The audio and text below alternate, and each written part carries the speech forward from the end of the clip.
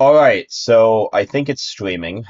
Um, I hope you can't hear the music because I thought I told OBS to not use any desktop audio. It should be using the audio from the microphone though, but nothing from the desktop yet because I have a few things I want to explain. So first of all, this stream is something I just decided to do on a whim a few hours ago, and I wasn't entirely sure about it until now. But I think I'm just gonna go through with it because I have a bit of free time right now. I'm gonna play Equestria War, but not necessarily a game that shouldn't take that long to play. Now, about 2 weeks ago, I was originally planning on restarting the Lunar Empire campaign that I began about 5 years ago, but I had trouble actually finding a huge uninterrupted blocks of time that I could use to stream. And then I decided, oh, well, the Hearts of Iron 4 is getting a massive update in about 7 days from now. So I thought, well, I might as well just I might as well just wait until that comes out and then play it a little bit on my own to see what changes it makes. And then probably in around December, I might be able to get a little bit of time here and there to actually go through with it. Um, and it isn't just the Lunar Empire too. My original plan was to do the Lunar Empire, and then after that, go through all of the various subject states that could possibly be in the Empire as well. So it would actually be a massive campaign of multiple countries over. It would probably take several weeks to get through the entire thing. But for the time being, um, I'm just waiting for the new update to come out. And in the meantime, um, I'm just going to do a different country, which I've wanted to play for a while since it came out, but haven't gotten around to until now. And I think it might be worth trying to just live stream it. It is content after all. I haven't really published anything for a while, and that is largely my fault for not having a consistent update schedule. I'm trying to get into doing more regular content coming forward.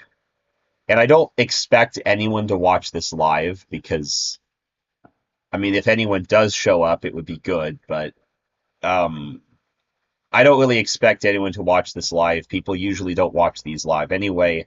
But doing it live now means I don't really have to do any editing, so I might as well do it. So as I was saying, as the title might imply, I do want to get into Friday stream. I think Fridays might be a good time to do a regular live streams.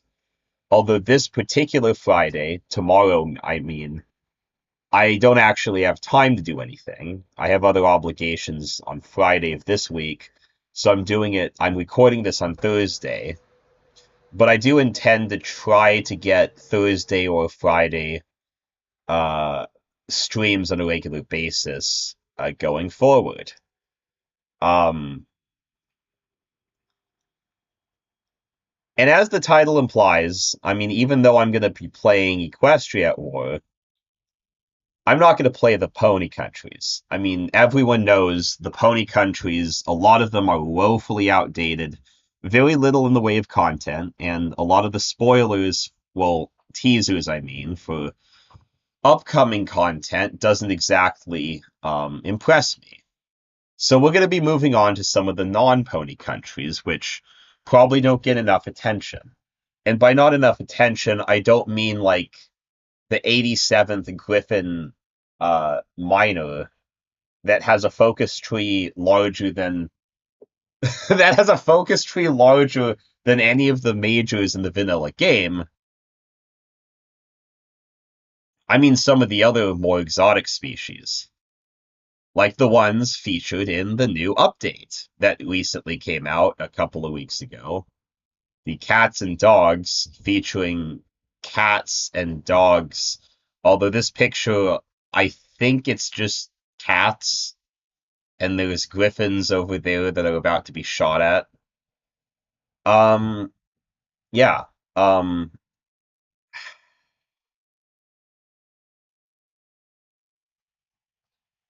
well, let's just go through with this.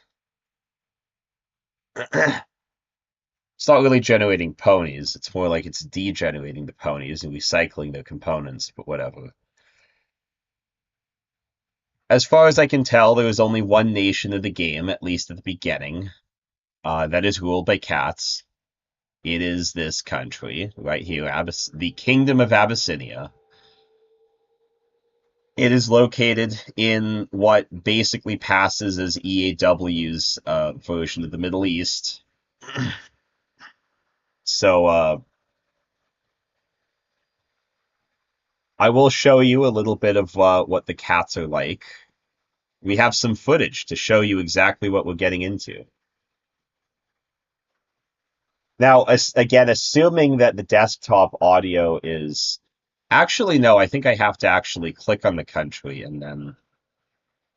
Let's just do custom game rules. I honestly forget a lot of what we did here.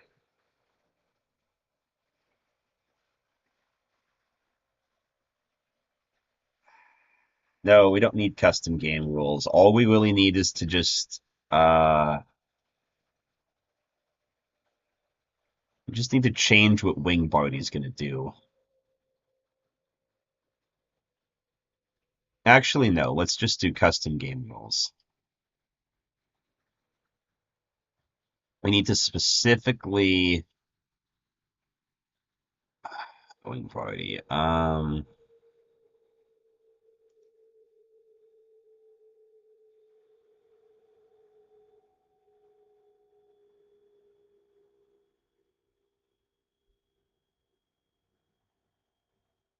I just want to nerf Wing Barty to make sure that they're not...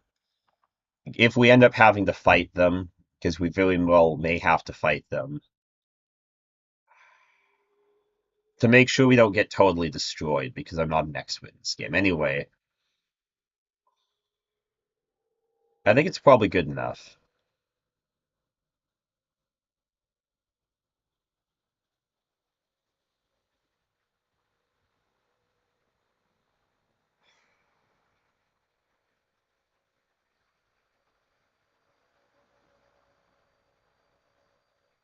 Okay, okay. I think we could do desktop audio now.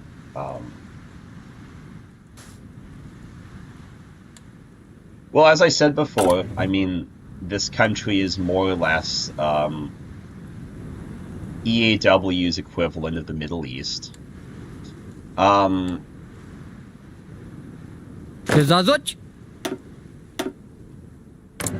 I have a relevant video that will... I mean, even though these little figures are zebras here, they're not supposed to be zebras. They're actually supposed to be cats. Okay, well, they call them Abyssinians to make it so that they're not... To differentiate these cats from, like, the cats that sit on your lap and drink milk.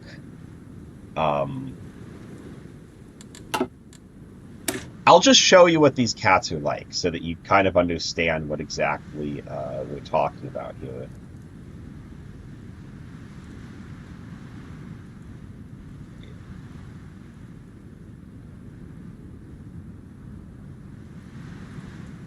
Looking for a video.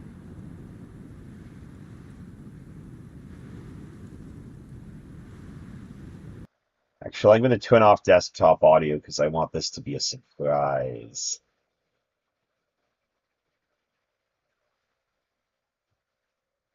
Well, I want to make sure it works first, and then I will do it. All right, I've got it ready. This is what the cats are like. Oh shit. Okay, the surprise is fucking depends. So I can't get this thing to work. Okay, it's working now. Hopefully. Is it not working?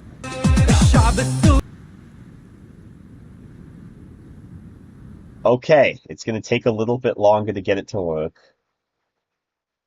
Okay, it works here, and then when I move it onto here, it doesn't. Let me try reloading the thing, and then it will work.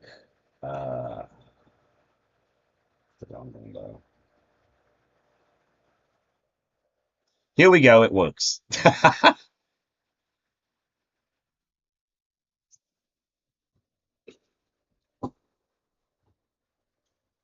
Oh, wait. Oh, shit, it's not working. Okay, finally, I'm gonna make it work.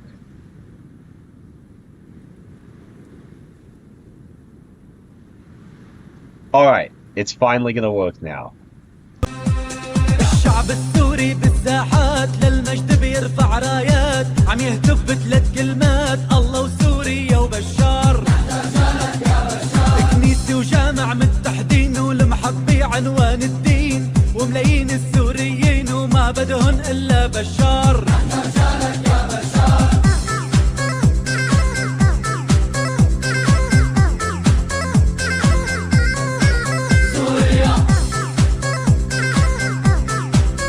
Alright, you get the idea. That was the video.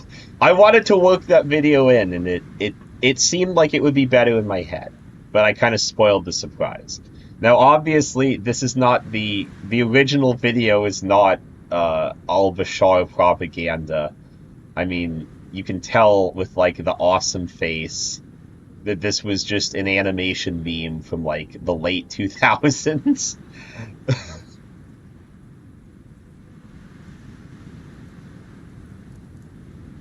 Firestar doesn't like waffle.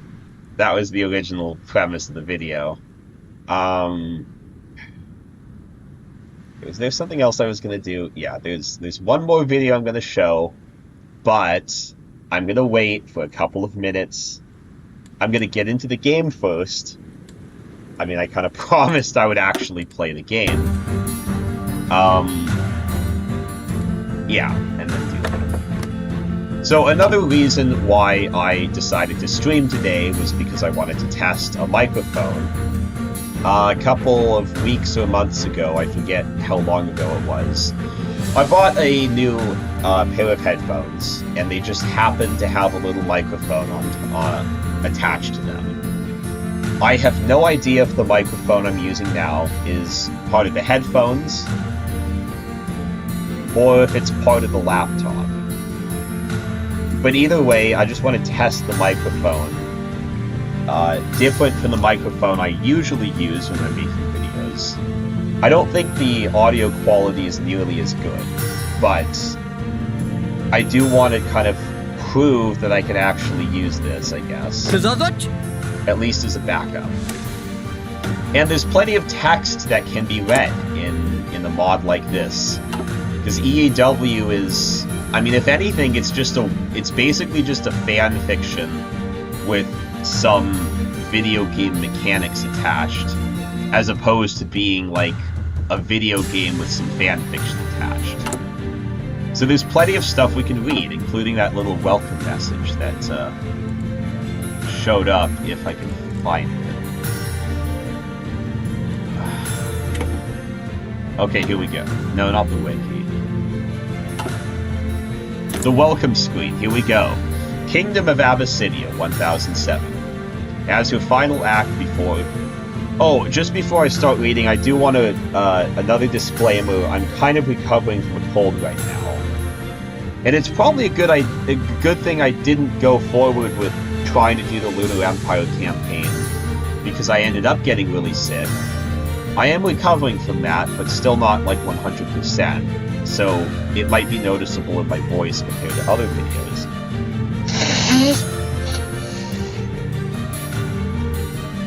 And there is nose blowing every now and then. But with that caveat out of the way, here we go.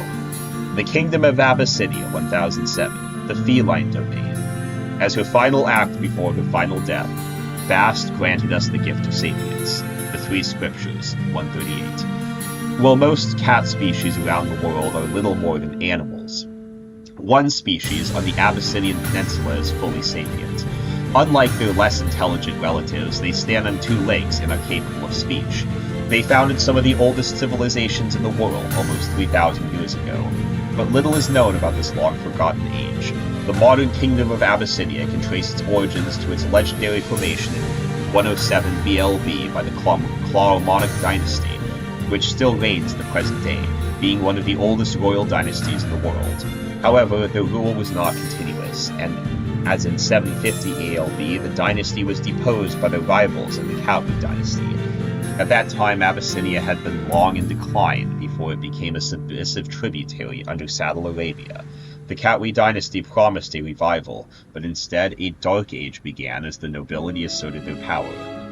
This time of fitting music for the dark age. This time of stagnation ended around 901 ALB thanks to the Clawmonic restoration, where Queen Meowdora II seized the throne, stopped paying tribute to Saddle Arabia, and introduced modernizing reforms. Thus began a golden age as the kingdom prospered from extensive trade with overseas nations. However, this led to a rivalry with the neighboring kingdom of Meregypt, which escalated into a conflict over the disputed territory of Main Lucia in 988 ALB. It had historically been owned by Abyssinia, but was populated almost entirely by ponies who yearned to declare independence. The conflict became a stalemate, with Main Lucia divided between the two kingdoms. In addition, modernization was only possible with generous support by the Kingdom of Wingbardy, which was given the island of Persia as a concession. Last but not least, Queen Meowdora II's outlawing of feline slavery did not explicitly forbid slavery of other races, and thus non-cat slaves became a vital part of the Abyssinian economy.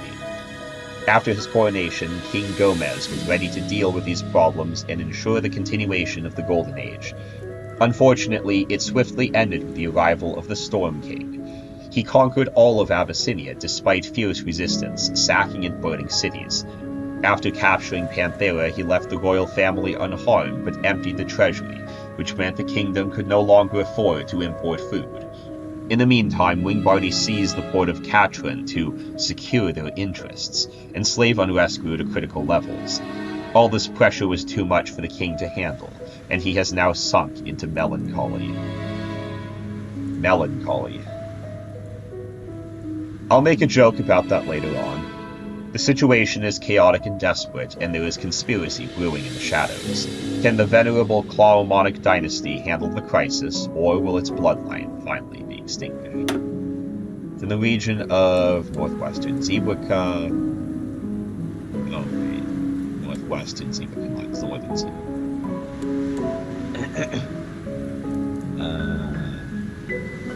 I don't think I need to read all of this.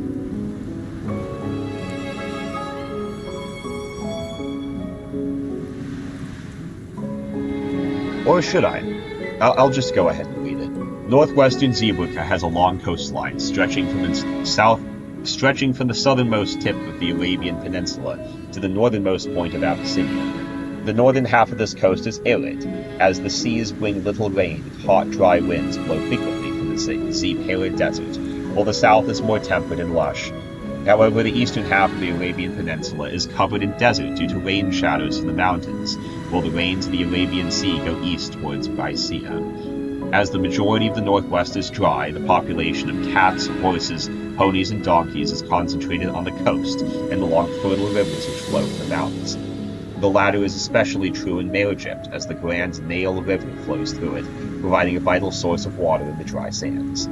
Saddle Arabia is the largest nation in the region, or it was, until civil war tore it asunder into 5 factions. I thought there were only 4. What were there? 1, 2, 3, 4. Is there a 5th? I thought there were only 4. Anyway.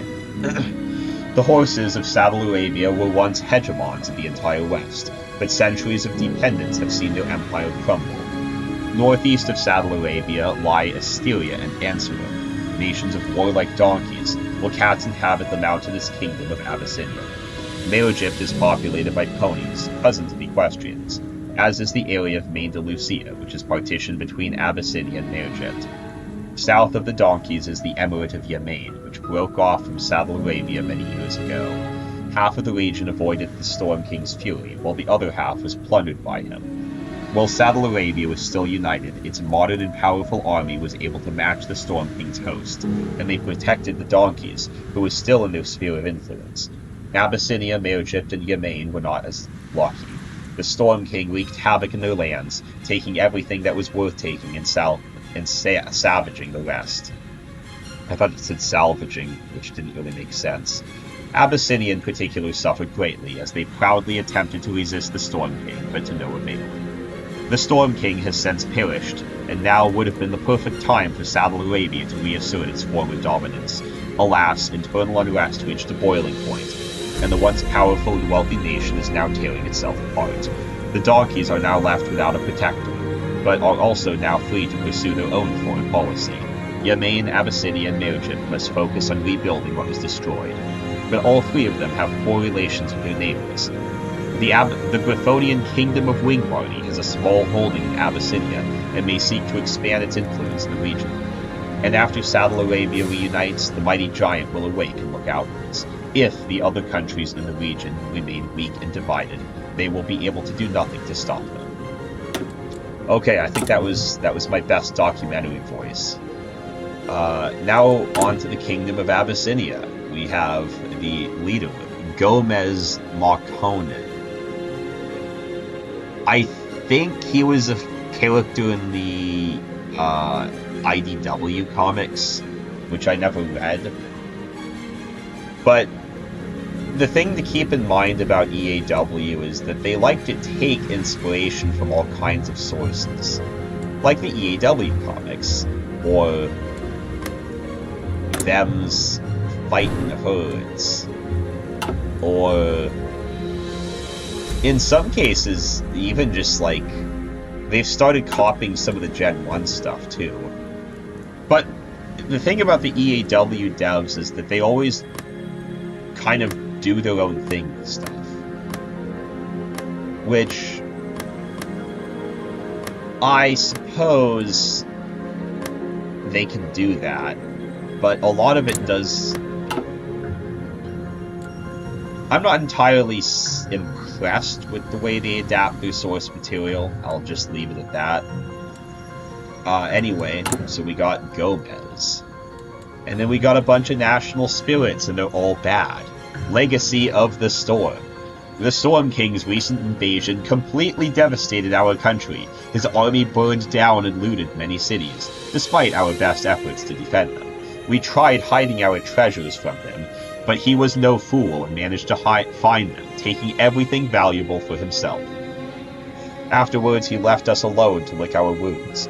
Now there's nothing left to do but rebuild. So, most of the countries on this continent, or at least half of them, have some variation of the Legacy of the Storm spirit. But these guys have, like, one of the worst level of it. They just got completely sacked. Whereas other countries were like... We managed to avoid his wrath with either humble tribute, clever diplomacy, cunning trickery, or by other means.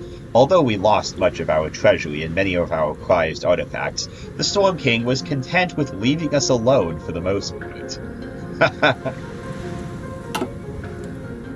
Or you get to be like these guys and you just weren't affected at all because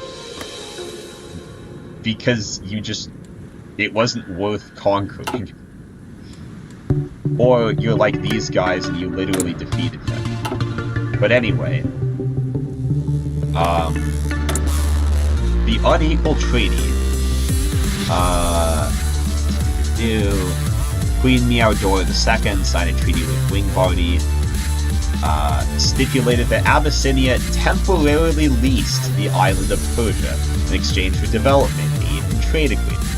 However, it was later discovered that the Wingbardian version of the treaty claimed the island was permanently transferred to them, which soured relations. Oh yeah, and then they just decided to seize this place when the Storm King was attacking, and Abyssinia was busy fighting him. They just took this because they could. Slave unrest. After Queen Meowdora II outlawed feline slavery, famously proclaiming all cats to be free, slave owners exploited a legal loophole, which did not explicitly forbid enslavement of other races. Over the century, hundreds of thousands of slaves have been acquired from abroad, either through trade or force. These slaves are for the most part ponies, donkeys, zebras, and horses, so basically all of their neighbors.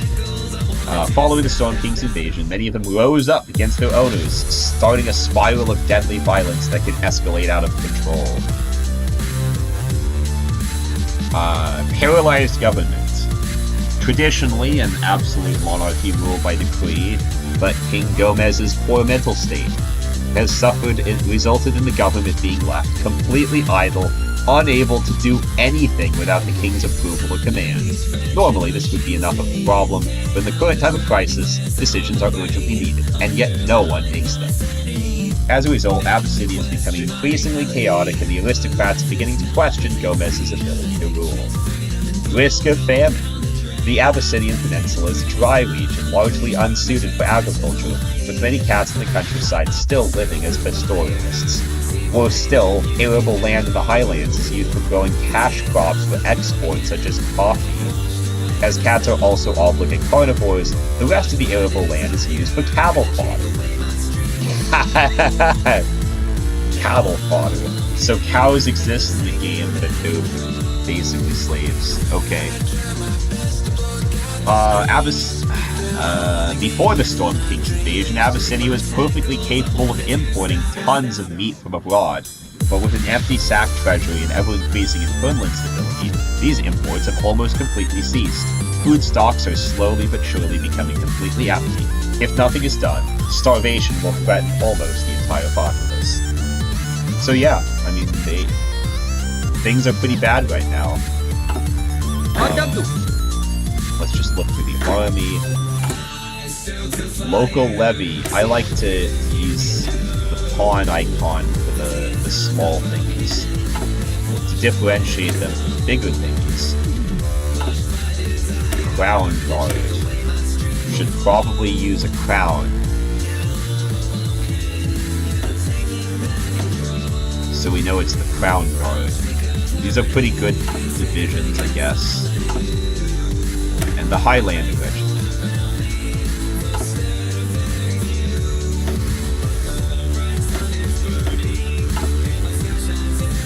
Yeah, I have the something in radio mod attached, and it just has all these things. I'm not sure if it's necessarily appropriate for if we're not actually playing the pony country, but okay. Let's look at our officers. Again, I'm going into this completely blind, so I've never actually played this Atto country before at all. So I don't know what they even have. I mean, this guy looks fun, but normally I would prefer to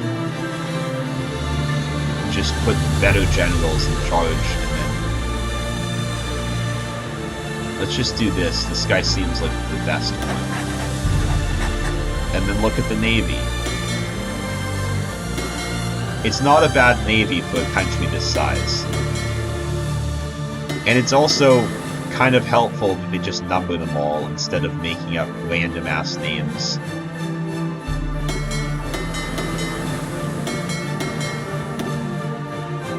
A pirate. This character is a pirate and loyal to the pirate code. He is a cat, but he's also a sea wolf.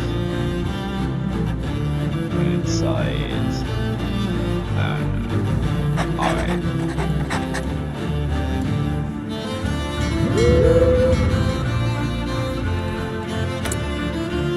And just build a random factory somewhere just so it's using up the industry. If if I'm not specifically trying to build it. Alright, so that's all of the divisions. Let's look at the country. So this is the capital, Panthera. Probably the biggest city. Got a couple of factories, but not too many. Tigray, dockyards. This. A lot of resources up in those mountains.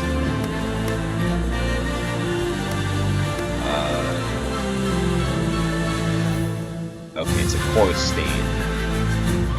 And this is a core state too.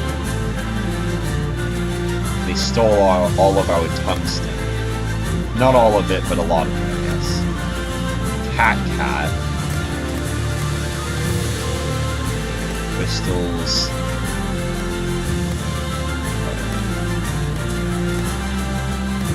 Okay, this is Main de Lucia that it was warning us about. Pretty good city here. And then there's just random desert connecting to Klug Town.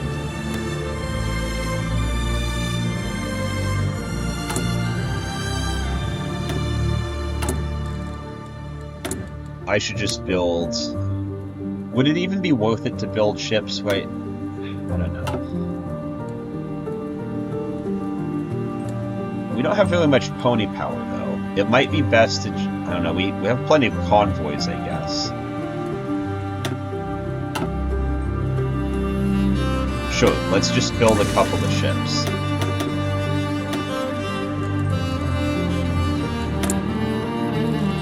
And let's look at the technology. We have Garcano 1. I'm pretty sure that's the wing body rifle. Paw cannon. Shoto. A long, curved metal sword shaped like a sickle. Allows him to bypass the shield of the enemy. That's pretty clever. What do we actually need, though? We got the cat technologies, which again, I've never ever played a cat country before, and this is the only cat country in the game, so... We got biology, Highlanders, culture, and Navy. I'm not sure if there's necessarily any stuff we need right now. I would usually go for something like industry. Like, national standards for all of your stuff.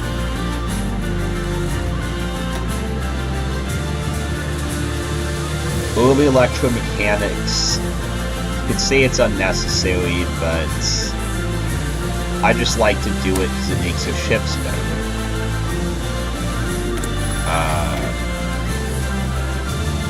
What's this stuff?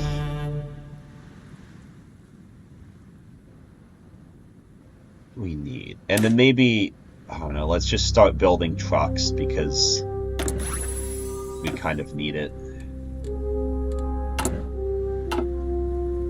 What are our resources? Okay, so we're producing 5 aluminum, we're exporting 4 of it. Oh wait, yeah. I see. So we get a resource penalty because of the treaty. I see. Oh yeah, not only did it say that the Abyssinians stole our land,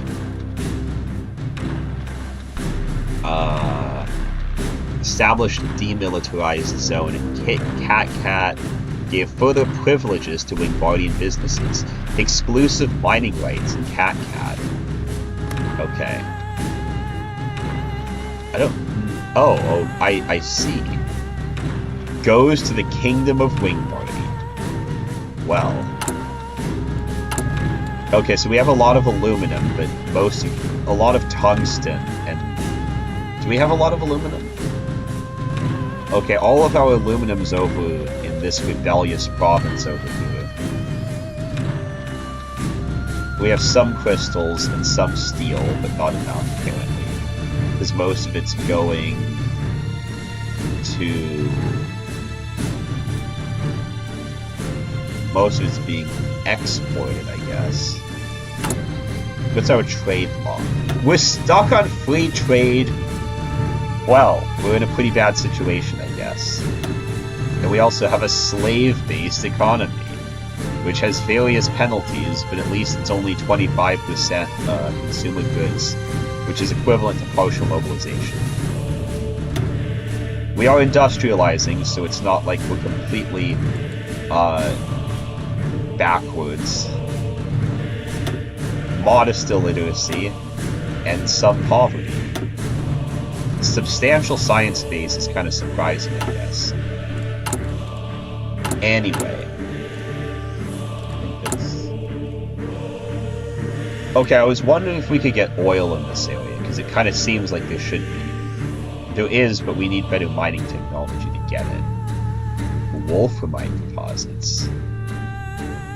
Anyway. Oh, wait. Oh, look! They just inserted these random lore decisions.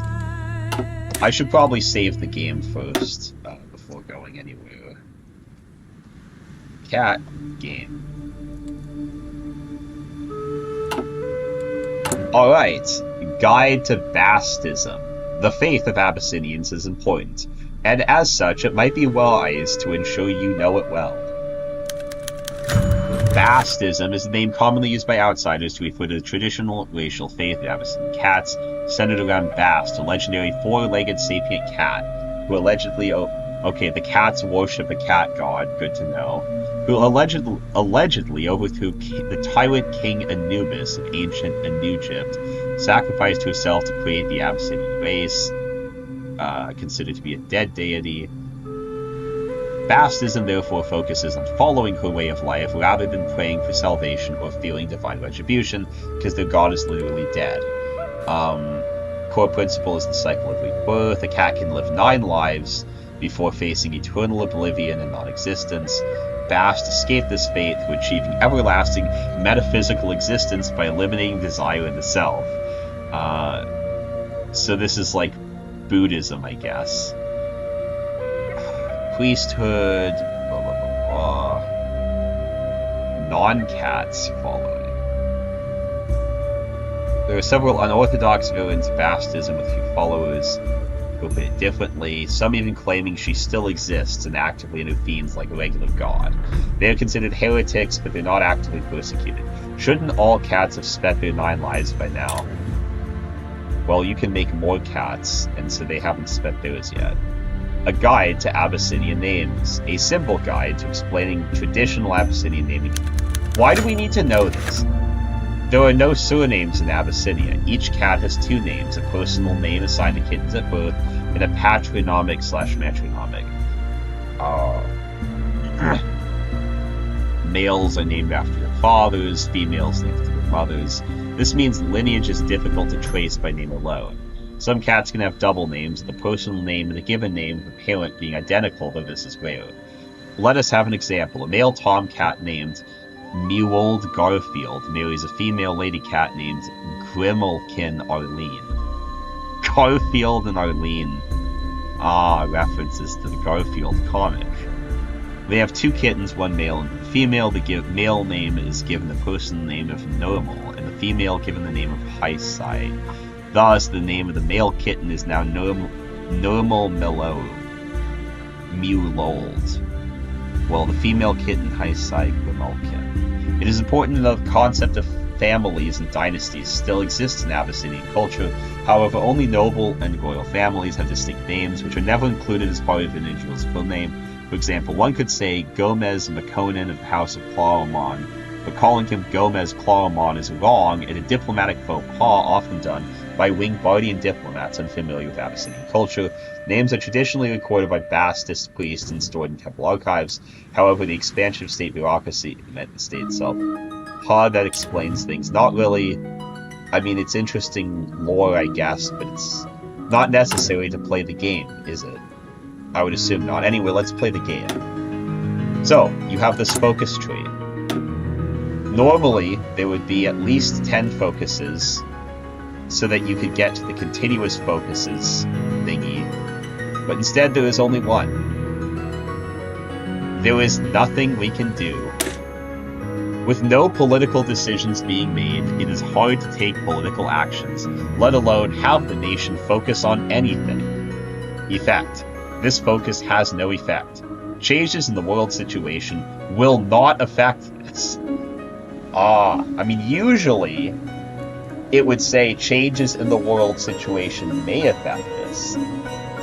But there is literally nothing we can do. We can't even do this focus because it is always disabled. Now, the EAW wiki says Abyssinia starts with a pseudo-focus tree with a single focus that cannot be taken. It is replaced after the initial event change, which means we just have to wait until some events pop up.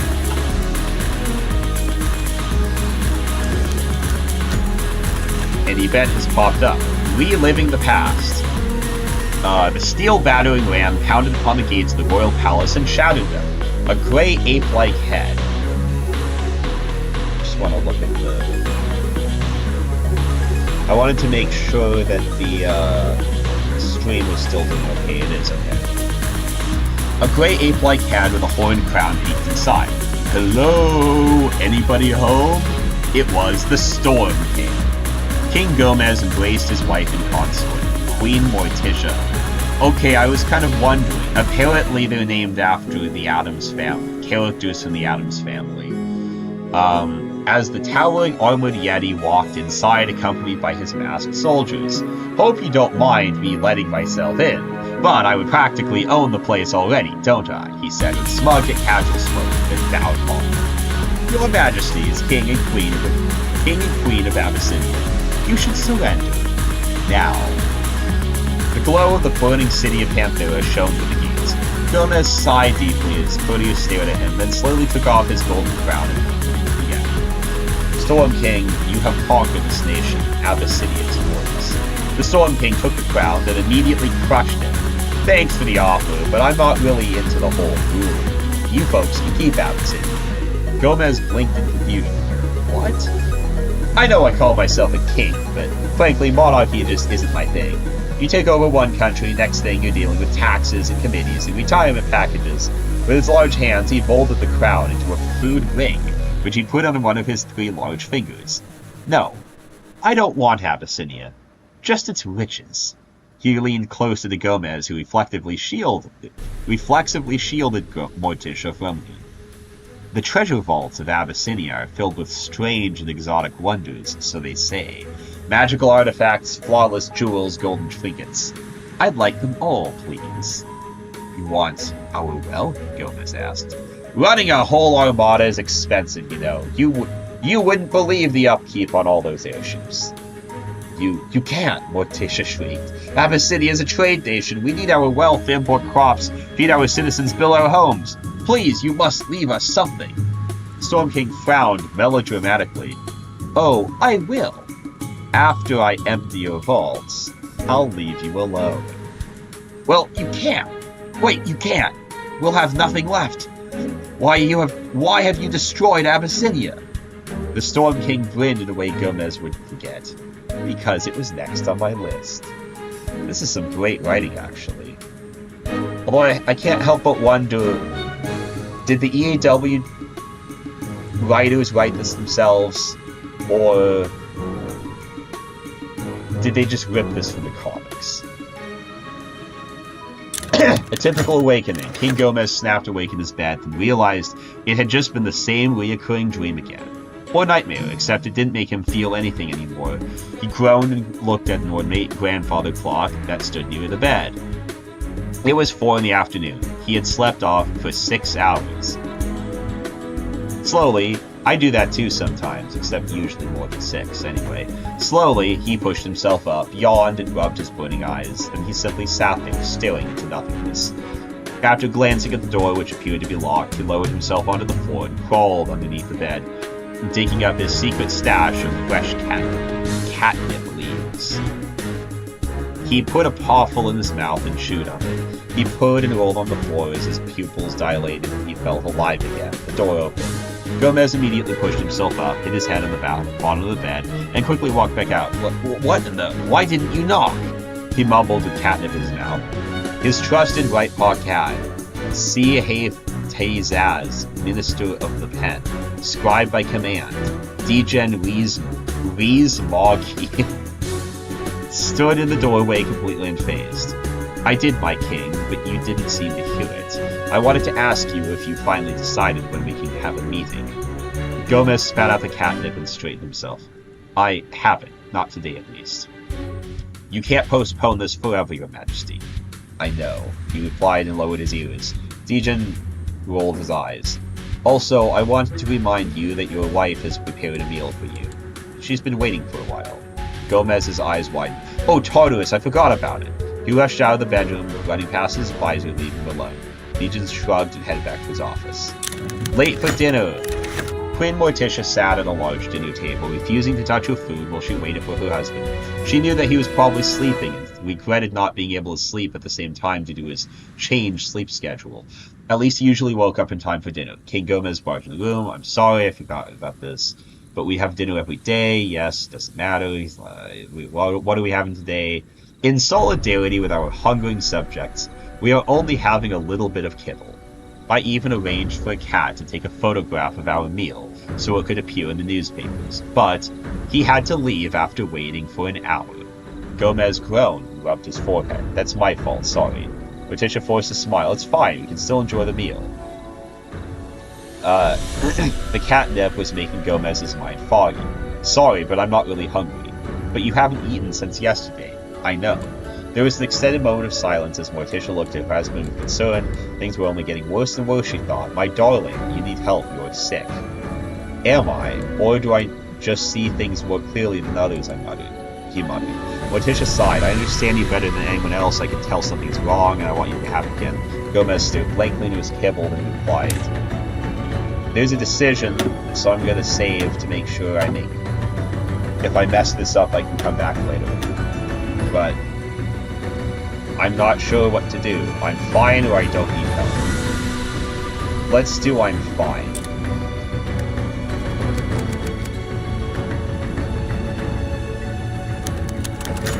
The Gathering of the Aristocrats.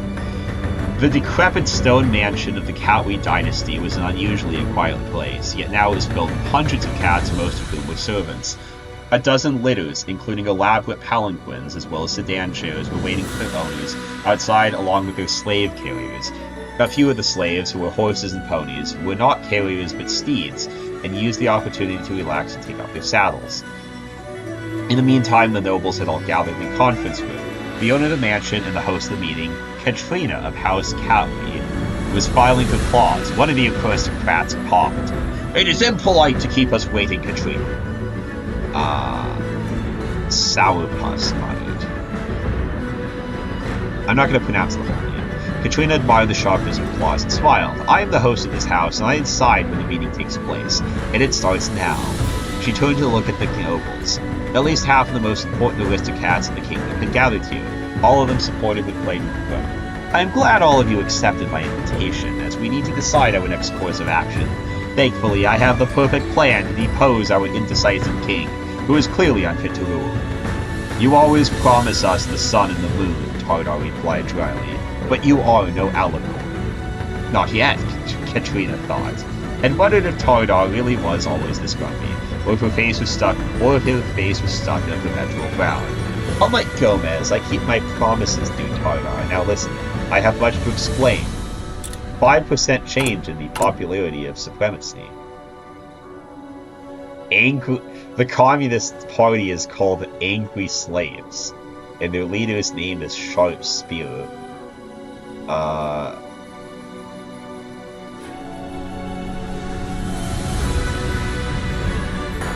Okay. Well, we just have to wait for more.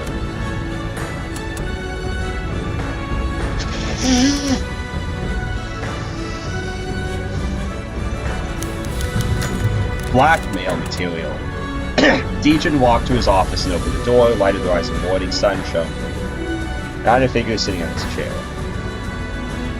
Degen frowned. Who are you, and who granted you permission to be seated in my workspace, please? The stranger chuckled and steepled her paws. I granted permission to myself. I am the rightful owner of this place, after all. He raised an eyebrow. Katrina of House Catway, You know your history at least. Let me cut to the chase. I want to acquire information. Of what kind? Oh, you see, I have certain plans, and to fulfill them I need some incriminating facts about our beloved king and liege, with evidence, preferably. So I know he has some skeletons in the closet. Why would I give you anything? Tell me, are you pleased with the ruler of King Gomez? Be honest with me. Legion hesitated rather than answered. None of us saw it, Katrina hissed. None of us saw it, Katrina hissed, and you can help me replace him with someone better. Yourself? Katrina laughed. Ha! That is besides the point. Just give me what I want. Let the cats out of the bag and I'll take care of the rest. Legion took a deep breath. He had a tough decision to make. There's nothing I can give you. I can tell you a thing or two about it. Well, obviously I'm going to choose the secrets because I want to know. I actually want to know. I'm sure you probably want to know too.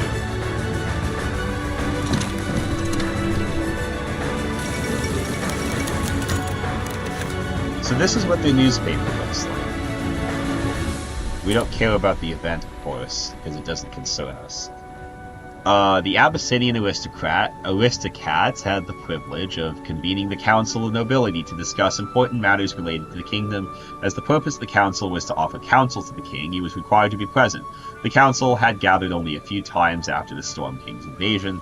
As nobles quickly realized, the king now had little interest in listening to them and didn't even want to be there. So it was a surprise to Gomez when the council gathered again for the first time in many moons. Reluctantly, he dragged himself to the council chambers, even though he would have rather stayed in bed. He saw all the important nobles in the kingdom had come, so they probably had something important to say. He lowered his ears and sat down at the end of the table. His Majesty finally bothered to arrive, so let us begin, Sourpuss said. We have a guest speaker here today, so let's get that out of the way. Katrina of House Catwee stood up and smiled. Thank you, honored Shaftly Lamb. We are all gathered here today to discuss the crownless king's current pathetic condition. He is clearly incapable of ruling his kingdom. We need better music.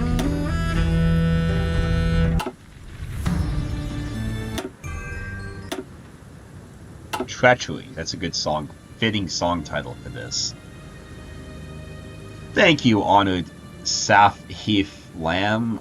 We are all gathered today to discuss the crownless king's current pathetic condition. He is clearly incapable of ruling this kingdom anymore. Which begs the question, why does that disgusting cousin Mariod cling on to the throne? Does he really think that we want to see his mopey face every time we discuss vital political matters?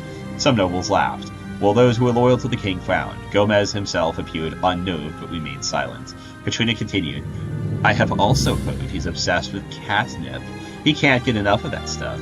Rather than facing the problems of this kingdom, he keeps chewing on leaves to get high as a kite. Here, look at this. She raised a bag with a royal seal on it that was full of catnip leaves. It was Gomez's hidden stash. The room erupted into laughter and shouting. Gomez's eyes widened in shock. Someone close to him had betrayed him and exposed his secret. His lips quivered and he stood up. The room was silent. You know what? You are right about everything. I give up. Goodbye. Without another word, he walked out of the room and left the door open. The nobles murmured to each other while Katrina grinned, her fangs exposed. Everything is proceeding as I planned. That was a lot of text, but it's the only thing we can do with it right now. Morticia was... What is this? Resistance to occupation in Cultiva. Okay, well... It's our occupation law.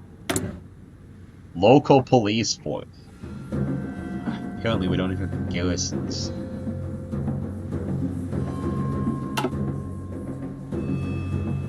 Morticia was busy in her office, managing the meager amount of wealth they had accrued in recent moons. As Gomez knocked at the door, she recognized the knock and said, "Come in, my darling," without putting her work aside. "Tish, we need to talk. What's the matter?" During the recent Noble Council, the cat, Katrina, revealed my catnip stash to every cat in the room, trying to make a fool out of me. And there are only two persons who could have told about it to her. He spoke quietly without emotion. Morticia's eyes widened. "What? I swear it wasn't me. I would never." "I know. It was Degen.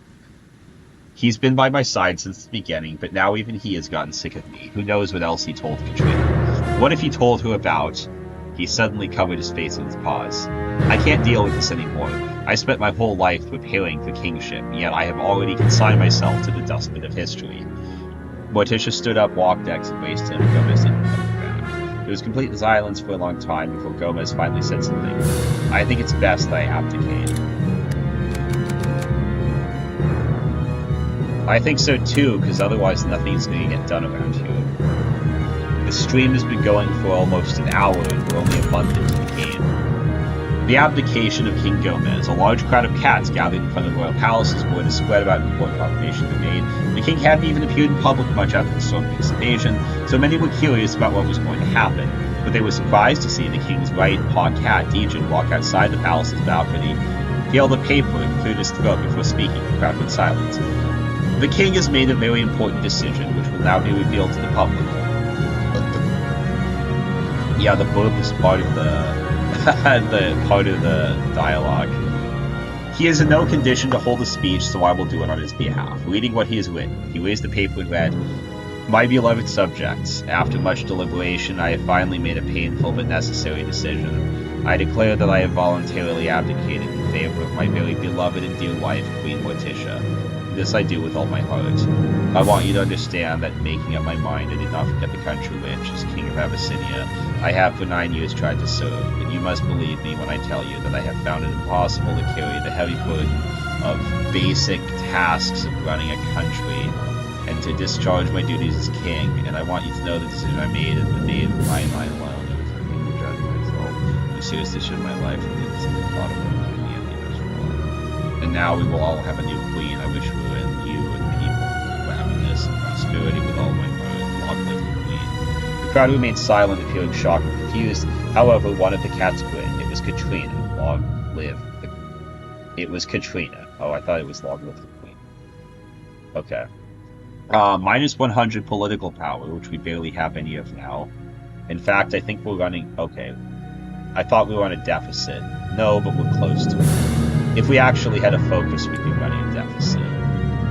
Minus 100 political power, so we won't be able to do anything. Gomez leaves the non-aligned and harmonic parties. Morticia Adisu becomes leader instead. Okay. Popular queen.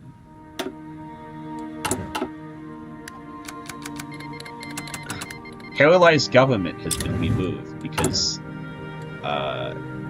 Gomez offed himself. Metaphorically in Minecraft, at least on paper. A new queen, Morticia was busy preparing for her official coronation when Dejin informed her the nobles had gathered to hold another council.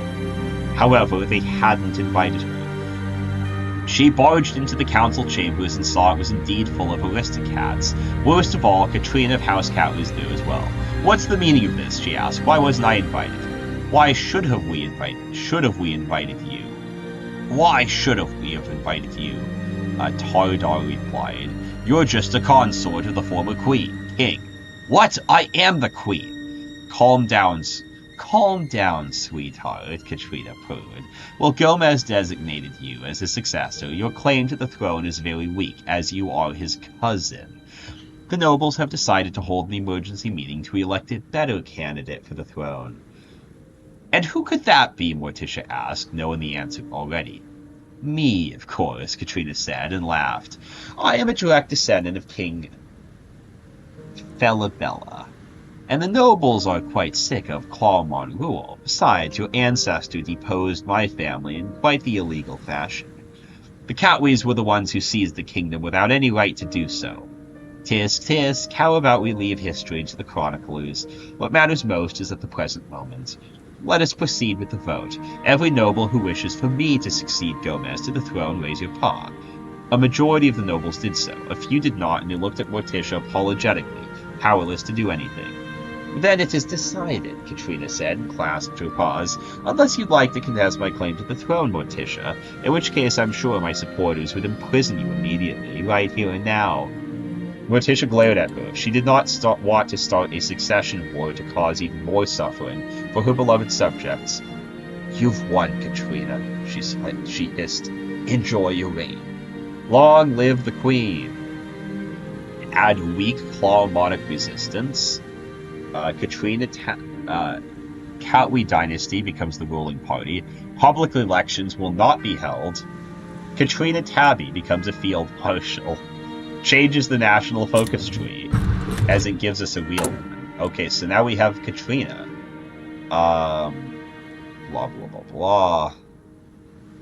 A few cats remain loyal to the House of Clawmon, despite everything. They're rallying others to their cause, refusing to cooperate with the government, doing their best to undermine rule. These dissidents have to be dealt with, or there might even be another Clawmonic restoration. Look at you! Also, we do have a marshal. She's charismatic. Offensive doctrine organizer, a cat and a harsh leader. Some of you might recognize this character. Well, we finally got good time to save the game. The last video I was going to show you. Some of you might remember this character. She is ripped straight out of Generation 1, My Little Pony and Friends. I'll just show a brief clip. I'm pretty sure this falls into fair use. I'm using it as for illustrative purposes.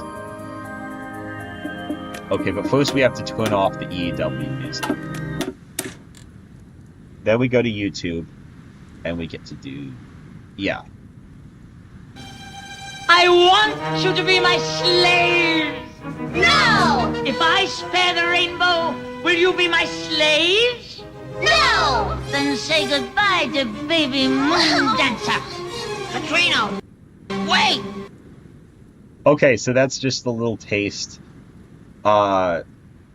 This is literally a mustache-twirling villain from a cheesy cartoon in the 1980s that we are now role-playing as. And apparently they're going to rework the penguins to put in King Charlatan, which I was actually... something I wanted... I had kind of wondered why they didn't use him. Although I don't really like the way that they're kind of... well, I don't know. I mean, we're going to have to see. Just remember, I think when they finally rework Pingland, I'm probably going to play it, but... anyway. Let's keep going. Now that we actually have a focus tree. It's a small one, but there's at least 10 here. And usually these small ones are followed up by more focus trees. Either another one replaces this one or gets tacked on later on. But anyway, the plan proceeds. Historians will call it the Katwe Restoration, but for me it was just one step in my plan. There is still much work to be done, as I must first secure my rule. The nobles think I will be their puppet, so they will try to discard me if I ever raise a paw against them. A claw against them. Thankfully, the nobles are also arrogant idiots. They won't realize what I'm doing until it's too late. We should probably have edgier music. I'm trying to think of a track. I don't know. Okay, this is a little bit darker. Sayonara. With Katrina being affirmed as the new sovereign of Abyssinia and the kingdom's nobility, Morticia and Gomez had to prepare to leave the palace. The former queen, whose reign only lasted a few days, was busy helping servants pack their family belongings. Some of their relatives had also come to help with the move as well. Soon enough, a mountain of boxes and other containers had gathered in the entrance hall ready to be moved out. Yet Gomez did very little, spending most of his time in his bedroom. Was worried he was using up all his remaining catnip leaves, and repeatedly tried to encourage him to work with her to no avail. When the day of departure finally came, Morticia decided she wanted to talk with him in private and plan their uncertain future. She headed to his bedroom and knocked at the door. There was no answer. She noticed something strange on the floor next to the door. She kneeled down to take a closer look and saw a charred pile of catnip as well as a torn piece of paper. On it was written, "It's over." Had Gomez really given up on catnip, gaining the inner strength to overcome his depression? Maybe he was peacefully sleeping now. Either way, Morticia was feeling hopeful, but still wanted to talk to her husband to make sure he was okay. She gently opened the door. Remove Gomez McCowan from the Kingdom of Abyssinia. Well, I mean, that's one less loose end to worry about.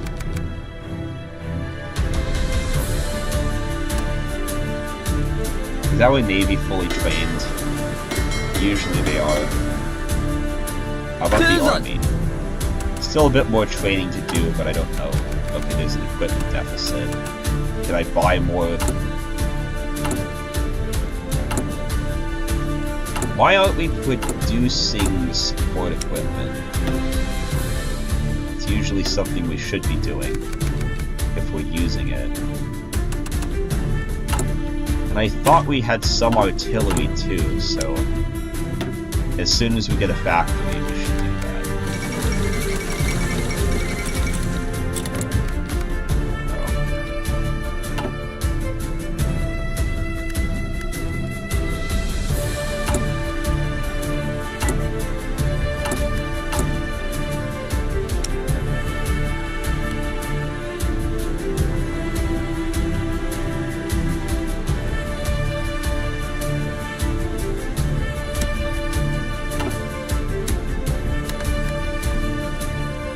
Import steel from the Amagas country. Please clap. Surprise inspection. Katrina's steps echoed on stone stairs as she descended into the chambers beneath her mansion. This was her way to signal she was coming. Already, she could hear scrambling as everyone got into position for her arrival. When she finally reached the bottom, she entered a large cavernous room. Her loyal assistant, Rep, stood in... yeah, he was from Gen 1 too. Stood in attention and saluted her. Although I think in the Gen 1 thing, he was more than just an assistant. Behind him, dozens of four-legged slaves. This is really... Can we get better... Okay, I guess so.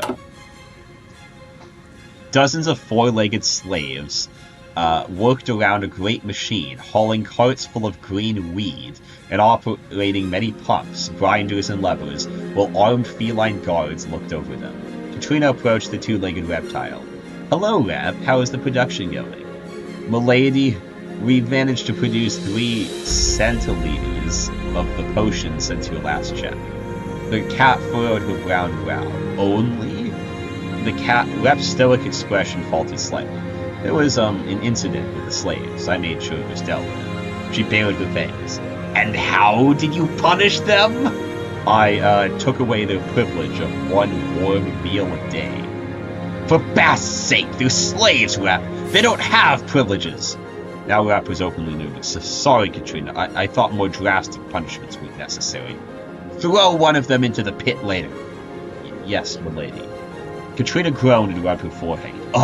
I just wanted to come here and tell you the coronation went smoothly. Instead of milady, you may call me queen from now on. Got it, Rep?" The lizard nodded. "Yes, my queen." Rep becomes a political advisor. Unlocks the witchweed potion decisions.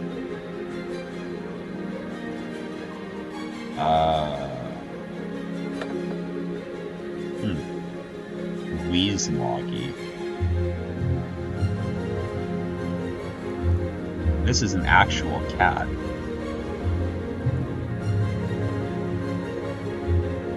Can't be fired. What is his title? Kind-hearted assistant. Okay. The Messaphins, hereditary nobles who dominate provincial regions outside the capital. Oh, okay. If a majority of nobles become disloyal, they could possibly elect a new ruler or cause other kinds of trouble. A guide to aristocratic titles. It is never a waste of time to refresh one's memory regarding. I assume it probably is. The king-queen, head of state, highest-ranking government official, considered first among equals by nobility, historically known as Negus or Nigist, though this fell out of use after the Claremont Restoration, preferring the international king-queen. Sahifilam, translated as Duke, Mesfina, Mesfint, also translated as Duke. Why is this so complicated? One of them is abroad. Raz Oatmeal of Persia. Oh, okay. Because Persia is literally not in our country anymore. Descriptions of the leading aristocrats. Oh no, there's more. Thurston Waffles. Thurston Waffles. Oh, I didn't know. Again, I didn't know this was here, but it allows me to make another joke. Firestar doesn't like waffle. So that phrase has another meaning, now that there is actually a cat named Waffles. Marty Nya Nya Nya Nya Nya Nya Nya Nya, known for his bizarre hyperactive personality and fondness for toaster pastries. He has invested into their production, meaning he focuses on agriculture. So, civilian economy, with a toaster as its icon. Lucifer. Timothy. It's more Cheshire Puss. Sylvester Pussycat Sr., known for his strong lisp. Gumball Wea Chantry. Thomas Chess. Oatmeal Pop. That sounds more like a pony name, but okay. Thank goodness there isn't a part 3. I hope that's not necessary to know all that stuff to actually play the game. The Witchweed Potion, Divine Nectar, and the key to the true potential of feline kind. Currently there are 50 slaves out of a maximum capacity of 5,000 working on the machine, operating at 1% efficiency, resulting in a weekly production of 0.5 doses. 3.5 doses are prepared and safely stored for future use. Purchase 100 slaves. Purchase 1,000 slaves. Machine upgrades. Mechanized farming. Expand the machine. My machine is a vast and sprawling construct, spread out in the caverns underneath my manor, yet it might not be large enough to fulfill all my needs. As such, feline engineers and slaves will be put to work to build further expansions and annexes to this machine, allowing it to have a larger capacity of workers.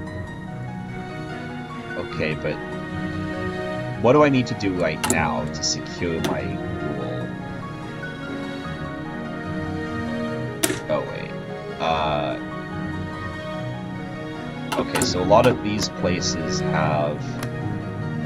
Okay, there's a state modifier called Disloyal Local Noble. The highest-ranking noble in this region, who dominates local politics, is disloyal to the central government and refuses to cooperate. Okay, hidden wealth. Reduce slave rations, turn a blind eye. Hidden wealth. My family managed to hide away plenty of treasure from the vengeful Clawmods. Some in secret vaults, some on offshore bank accounts, some guarded by loyalist nobles. Now that the royal treasury is ours, we can fill it with all our concealed assets. I knew how to keep my wealth safe, unlike the foolish Clawmods who lost everything. And I get to bribe people, okay?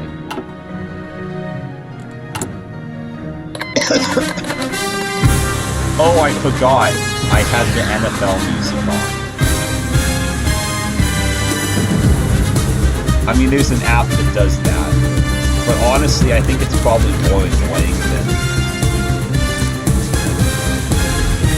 than it's useful. Like, it's funny at first, but when it does it with literally every single war in this game, Wingbardian turmoil. A civil war has erupted in Wingbardy, forcing its shattered government to focus on its own country.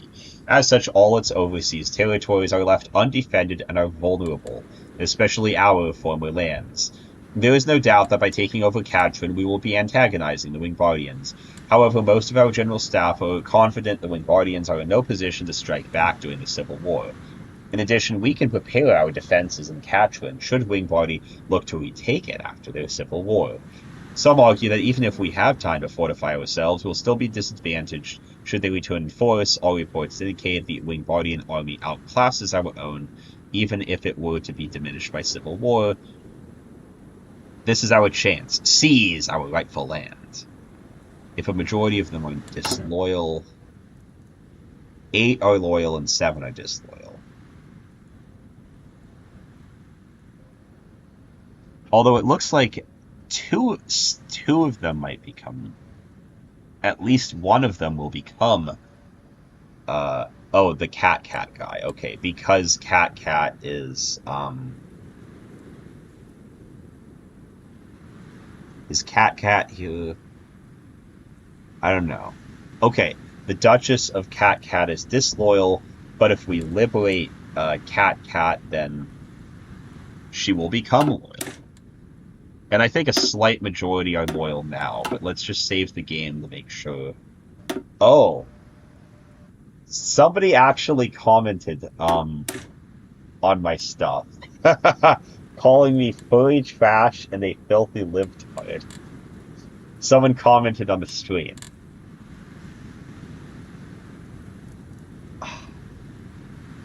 Should I do something about that, or should I just leave it up?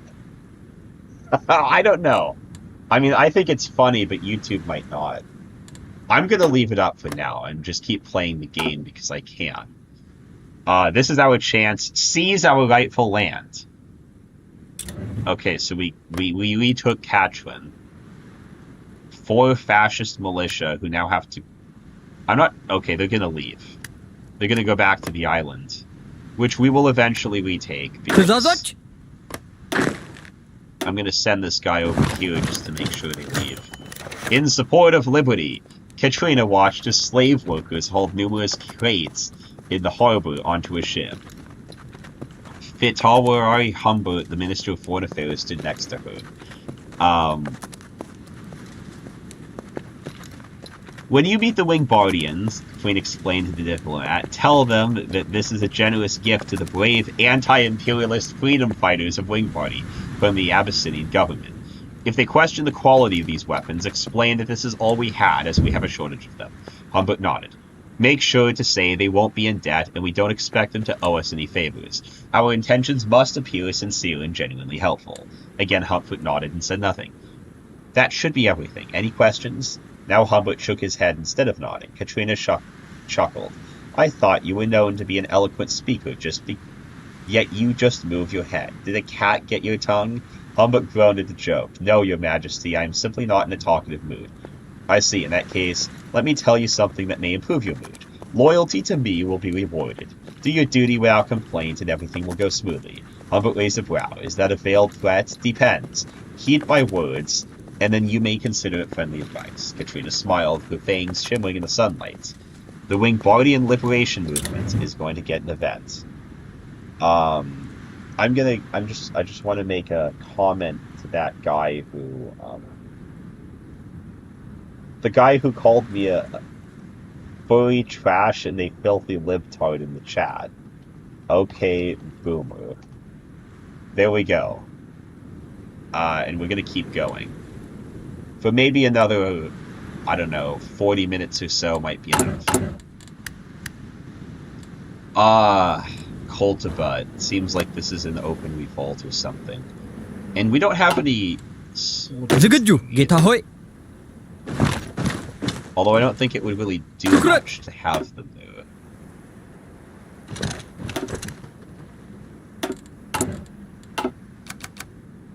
Alright.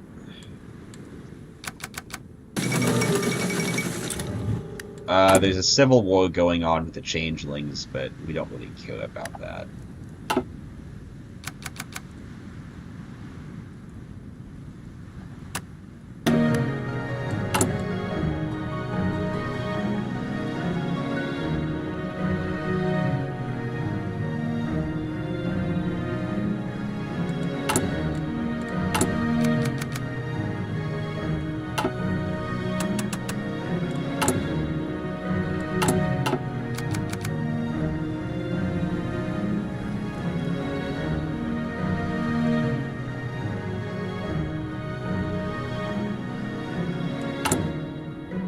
Please clap.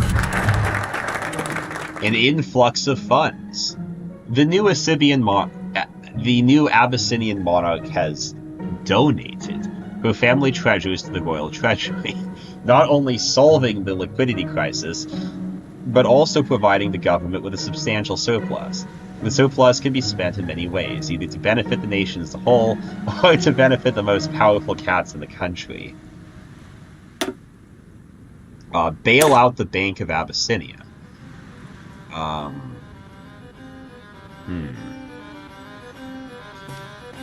Founded by the Clawmons as a monopolized private bank which originated as a concession to Wingbody's National Bank. The recent economic downturn driven it to bankruptcy. Desperation gives me an advantage. I will offer the government loans and capital to the bank on the condition that the bank severs its ties to Wingbody. But that would... it would hurt the Wingbody liberation movement, which I thought we were trying to support. So maybe we should do it a bit later.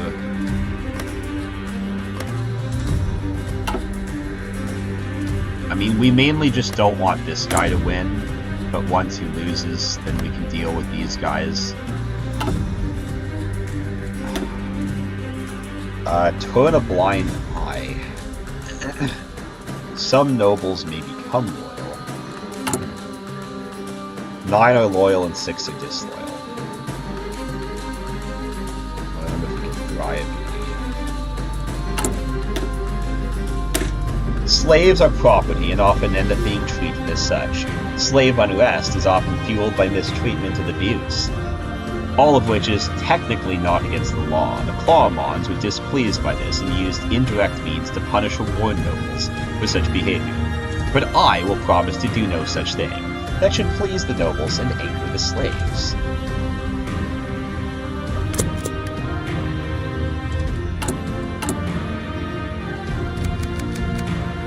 Well, that's my main problem is...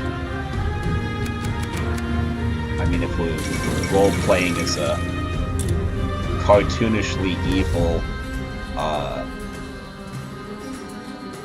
well, she basically ran a trap house. So if we're doing a role-playing as a literally cartoonishly evil, drug kingpin, then we kind of need to make sure that our own power is kind of consolidated before we do anything else. Please clap. Legalize non-feline slavery. The Clawmons outlawed feline slavery many years ago, but were either too foolish or too cowardly to explicitly forbid the enslavement of other races. Until now, this is admitted a legal loophole exploited by the nobles, making it a gray area out of reach of the government. By rewriting the law to clearly allow limited slavery, I can gain full control. It will increase the slave unrest, but some nobles will become more loyal.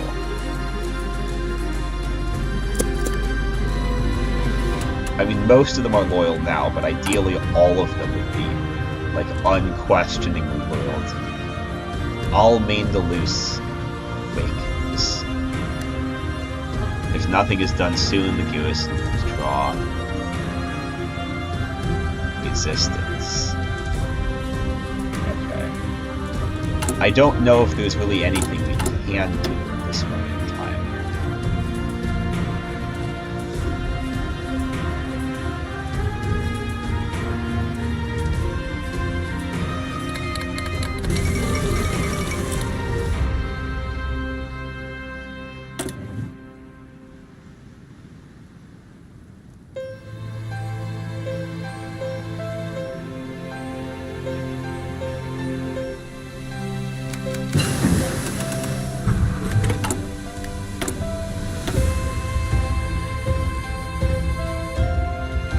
Doing the uniquely cat-like stuff.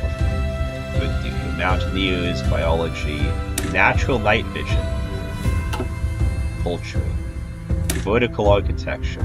As cats instinctively like high places, Abyssinians tend to construct tall and slender buildings. While more challenging to build than the houses used by other races, it does mean buildings take up less space, allowing concentrated cities and lower urban land usage. Although if we're going to go to war, we should probably do this. Natural night vision.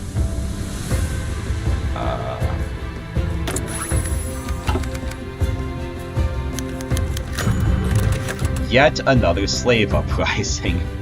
Sharp Spear stood atop a rocky cliff and looked down the valley below, illuminated by bright orange flames from burning coffee plantations, and the silence is blurred with constant shadows screamings. Blah blah blah blah.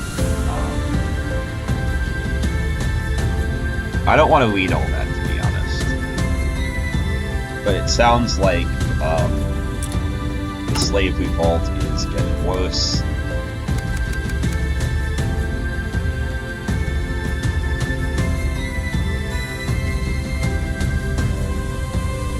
Maybe we'll try to get to the end of the focus tree before... I'll have to redo this lately. No, not redo this. I'll have to probably schedule some more time later on. Maybe Sunday afternoon.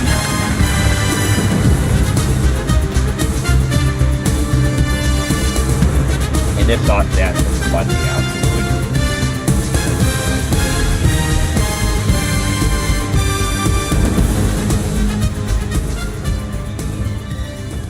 Reduce the slave rations. With a looming famine, I'm afraid we can no longer afford to fully feed all our precious slaves.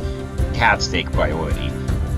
I will meet with the nobles, who own the most slaves, and convince them to provide less sustenance for their property as well. This should result in lowered food demand and lower prices. The slaves won't like it, but that's part of the plan.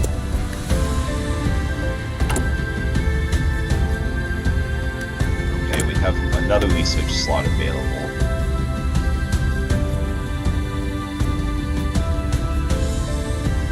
What should we do? Better guns, support weapons. Mouse is the name of the gun company. Oh, we have a lot of political power.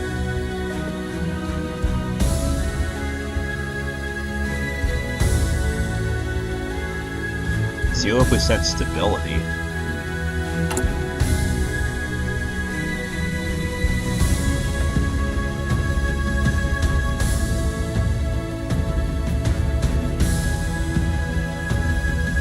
This guy reduces a lot of costs, so that might be useful.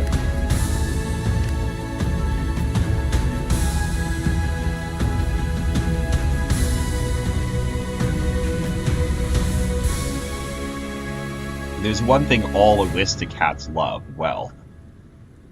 With the recent influx in funds, it's easy to afford some special gifts for the most privileged felines in the nation. I'm gonna shore up these two. Even more slave uprisings. The door slammed open. "Cat, my queen, there's bad news to the provinces," Rep explained, his voice full of great concern. Katrina groaned. "For Bath's sake, can I not even have a bath in peace anymore?" "Oh, sorry, I should have knocked. This is urgent. We'll spit it out, Rep. There's 2 simultaneous slave revolts in different parts of the country." "How is this, Rep? I've explained to you a dozen times how this is all supposed to happen."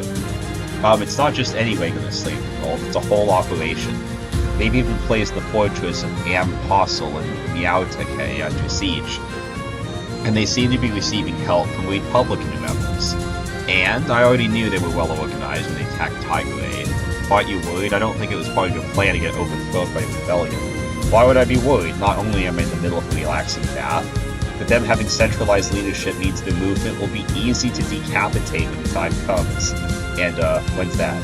Patience, my dear Rep. It is soon enough. I just need desperate nobles to make the next move. This is getting out of paw.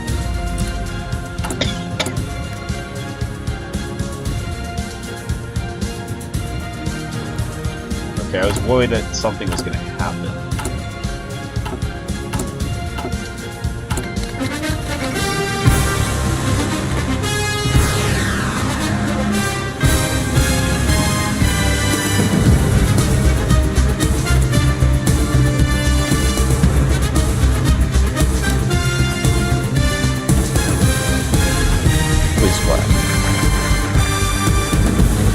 Everyone else is having a civil war, but we don't.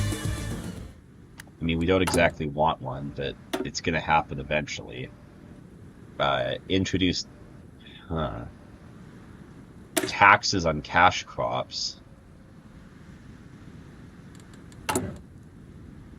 Okay, most of them are loyal. Let's purchase food from abroad first. With a refilled treasury, my loyal government will be able to import beef from relatively few markets available, considering most neighboring nations are full of herbivores. It won't be cheap, but I'll be able to resell this food to the populace for a low price, which should help stave off starvation.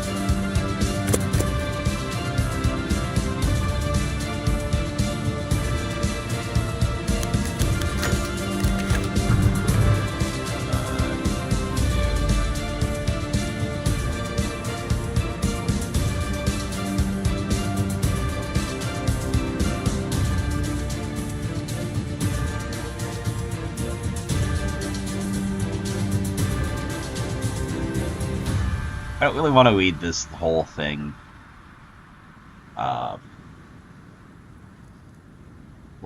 Carriage pulls up. Katrina steps out. A pair of crown guard quickly arrive to escort inside. "Hello, boys," she said. "Terribly sorry that you must fulfill this escorting duty so often. Unfortunately, I cannot stay at the palace for long, as I have on my own business to attend to in my family manor." Guards didn't seem to care that much for the unsolicited explanation, and stoically marched alongside her. They opened the gates of the palace courtyard, led her inside. Even as curious commoners looked on as they approached the entrance of the main building, one of the guards stepped ahead and stopped them. "Your Majesty, the entrance is on ongoing reservations. We'll have to use a side entrance." Katrina frowns skeptically. "Very well." The three cats arrived at the shadowy door. The same guard who had spoken previously opened it, revealing a dark hallway. "Seems quite unused," Katrina said, and chuckled, then took out something from the folds of her coat. After the three entered, the door was slammed shut by one guard, while the other guard took out a dagger. But as he tried to thrust the dagger into Katrina, a very strong paw grabbed his arm. Katrina gulped and dropped an empty vial on the ground as her eyes shone brightly. "You two have failed your duty as guards. You are hereby dismissed." A thundering sound of lightning came from the hallway, loud enough to summon dozens of servants and guards to investigate. They saw the door swung open, black smoke billowing out. Katrina emerged, hauling two charred and mangled corpses. She tossed them on the ground in front of the small crowd. "I hereby officially charge these two with high treason," she shouted furiously. "Guilty as charged. It is vital to deal with the Clawmonic resistance as soon as possible." Okay, well, how do I do that?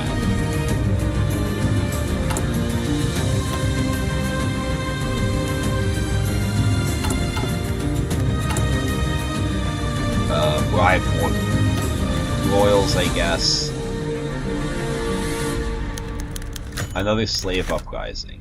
Katrina, Rat mumbled. Dining room. The cat was cutting a steaming hot and sauce-covered salmon onto small pieces with a fork and knife.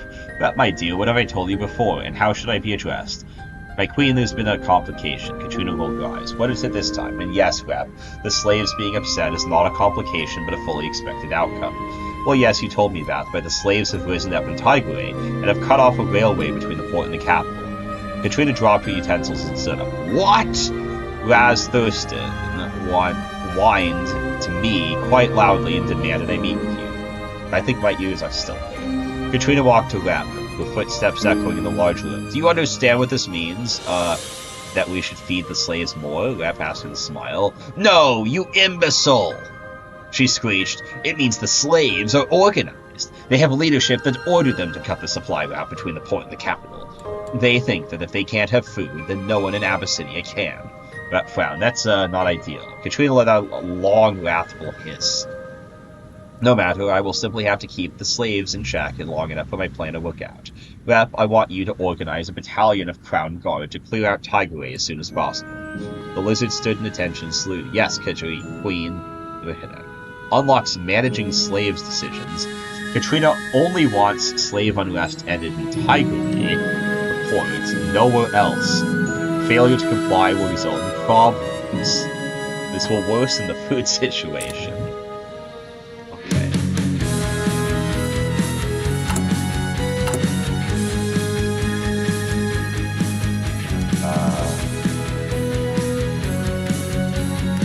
Okay, here we go. I see. More pony power than 0. Where's it all going?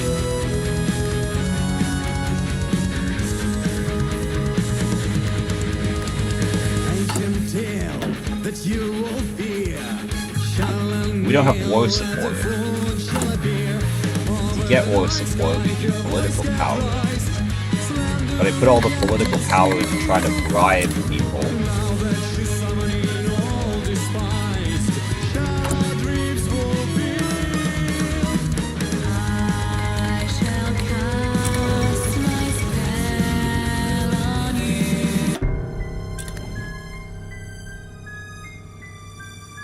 Please clap. Food imports from Wingbardy. Unlike most neighboring countries, griffins do consume meat, and the Wingbardians are more than happy to export some to Abyssinian markets. However, they are also trying to profit as much as possible, while knowing Abyssinians desperately need for food, so the prices aren't fair in the slightest. Introduce taxes on cash crops. At this stage, I should avoid unpopular policies, but this is impossible. The Claromons left a potential famine for me to prevent, so I have no choice but to fix the situation by any means available. I will have to introduce hefty taxes on production and sale of cash crops, to encourage nobles and peasants to herd cattle instead. Developed rural regions. Oh, it says error, YouTube's not responding. Not receiving enough video to maintain smooth streaming. Okay. This is what I'm dealing with here. Okay, it's just a few seconds of lag. I'm gonna keep going until I'd like to get to the end of the tree. It is a pretty beefy game, I would guess. In Katash. It was the 11th day of September, and a new year had arrived in the Abyssinian calendar. It was traditionally a public holiday in Katash, gift of jewels, reference to a legend where Queen Mikeda was gifted precious gems by husband King Karlbon, the mythical founder of the kingdom. Families first visit local temples, then share a meal of chicken meat covered in sauce. As the sun begins to set, they cast on their finest clothes, gather flowers, and offer bouquets to their friends while singing songs. In recent years, foreign influences such as firework displays have become common. Despite the hard times, the celebrations were jubilant, cats were happy to take a break from the difficulties of life. May this year be better than the last.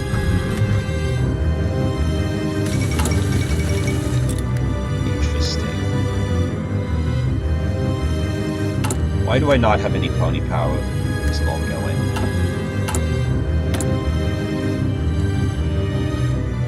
Wondering if I should just try to get rid of it. I'll get it.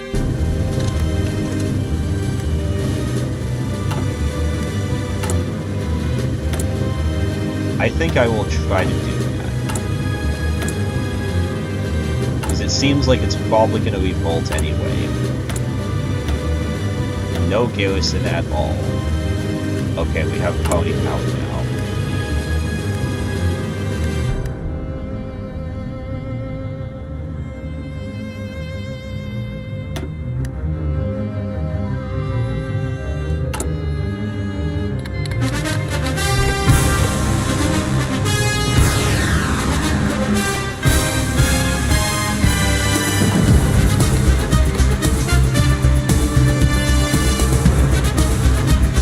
Please clap. Uprising in Maine Lucia.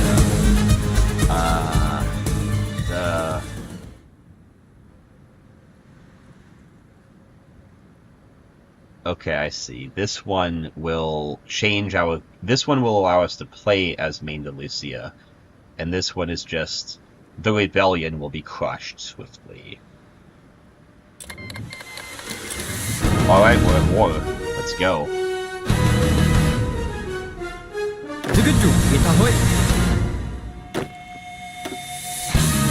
save these two.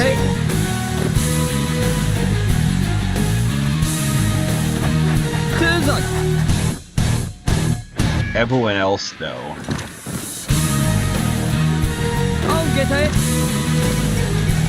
Maine de Lucia declares independence.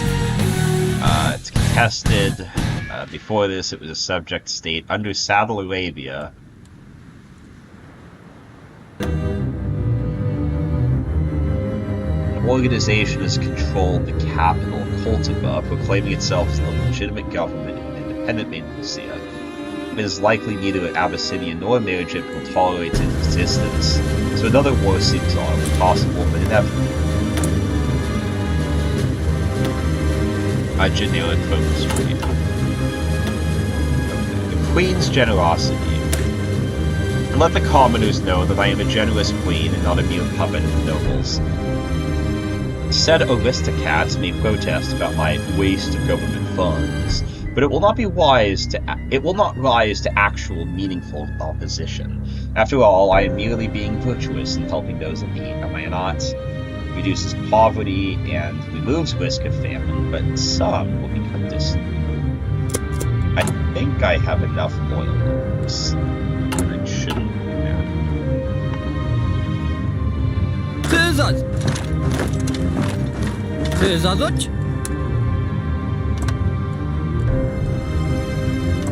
And I should probably activate the table too.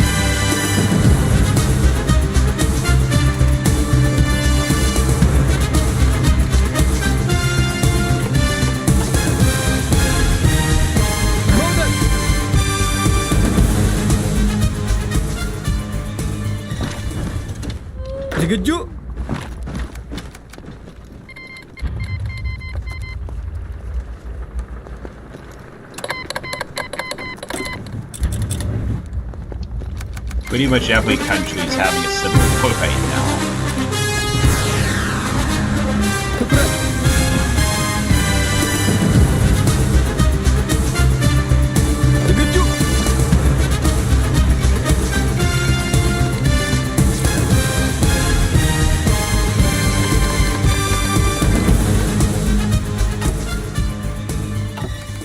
Five more days.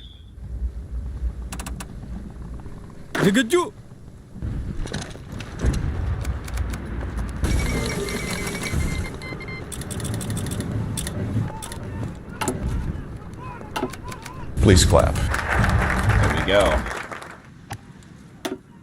go. Bail out the bank. Oh, these two require me to be at peace. Alright, bail out the bank. I think I already read the description for that one, so we'll just keep going. We have our night vision.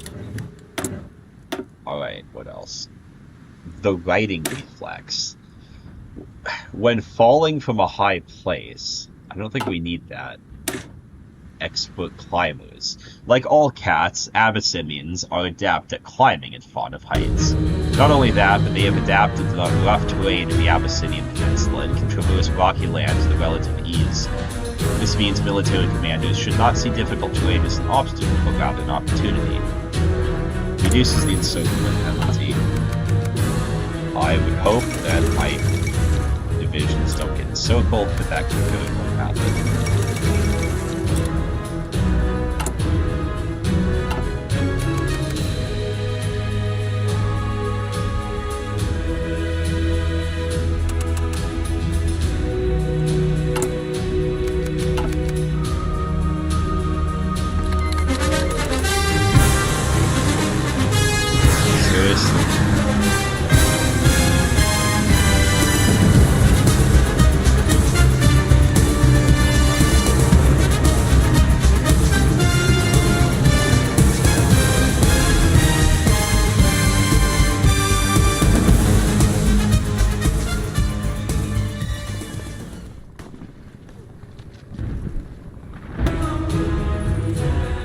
Okay.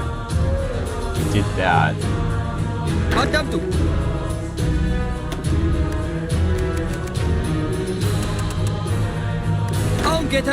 Wait.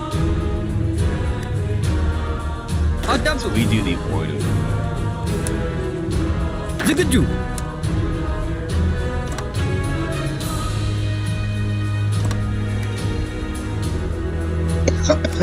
Please clap.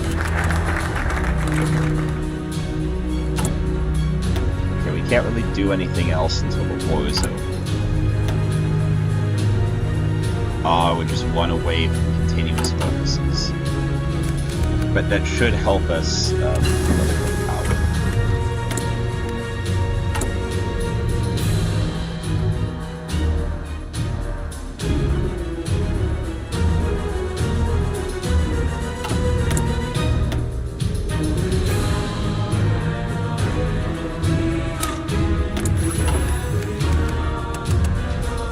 Modern.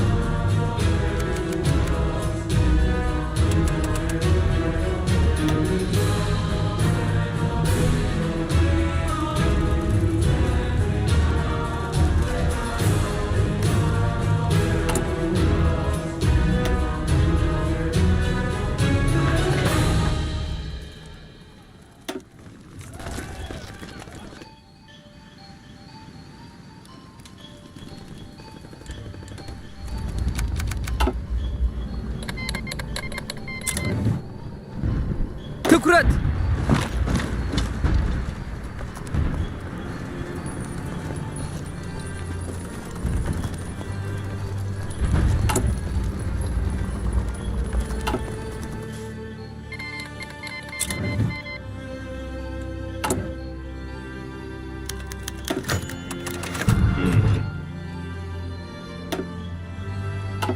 A drought. Famine might occur in 3 months, but I thought the risk of famine was ended.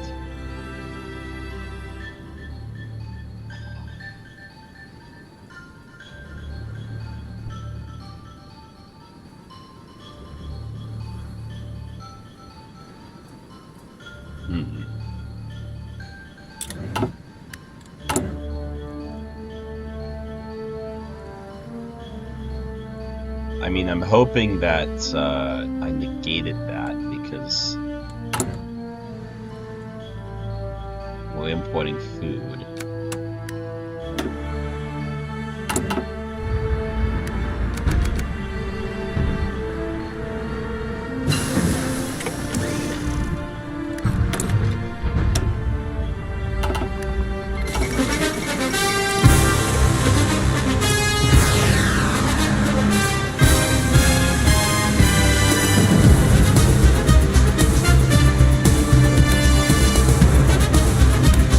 Military police might be useful research.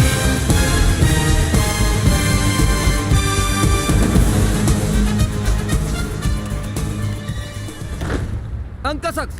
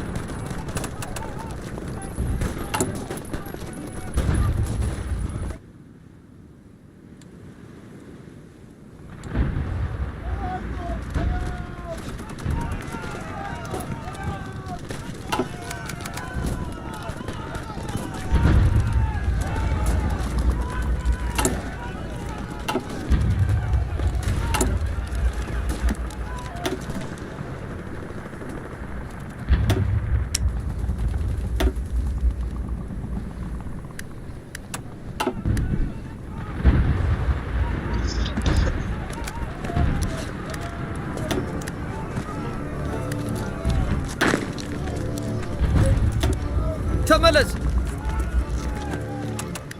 Alright, ዝግጁ ጌታ ሆይ። most of their army is down.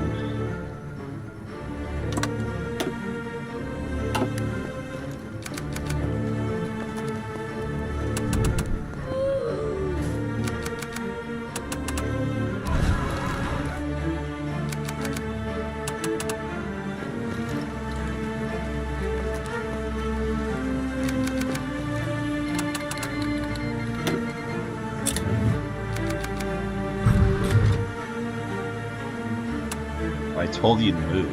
ትእዛዞች Move.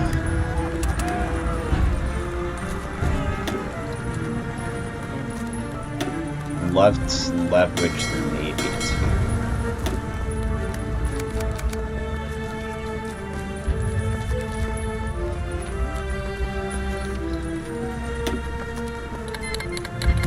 Well, maybe we just need to rest the army for a bit.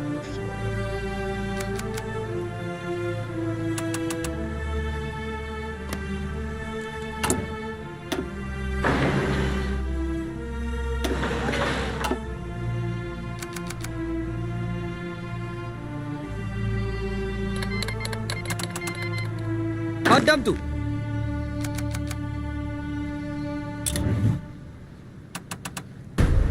They're not recovering. Slowly, I guess.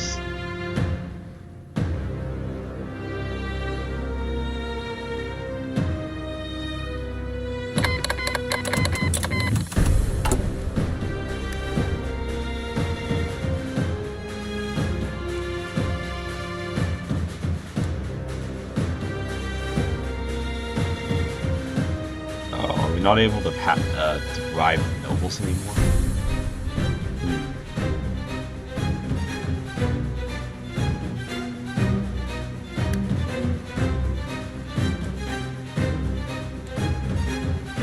Oh.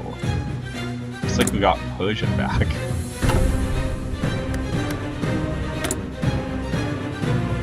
I don't think these guys are interested in me taking, are they? Not sure.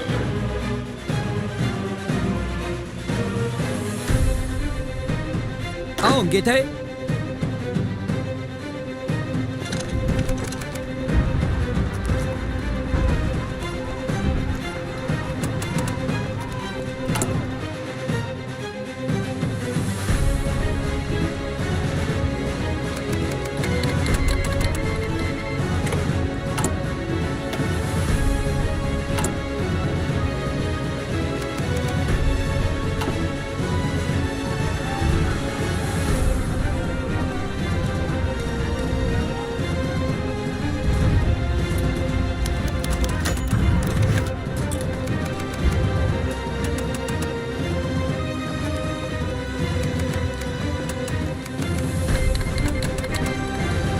ዝግጁ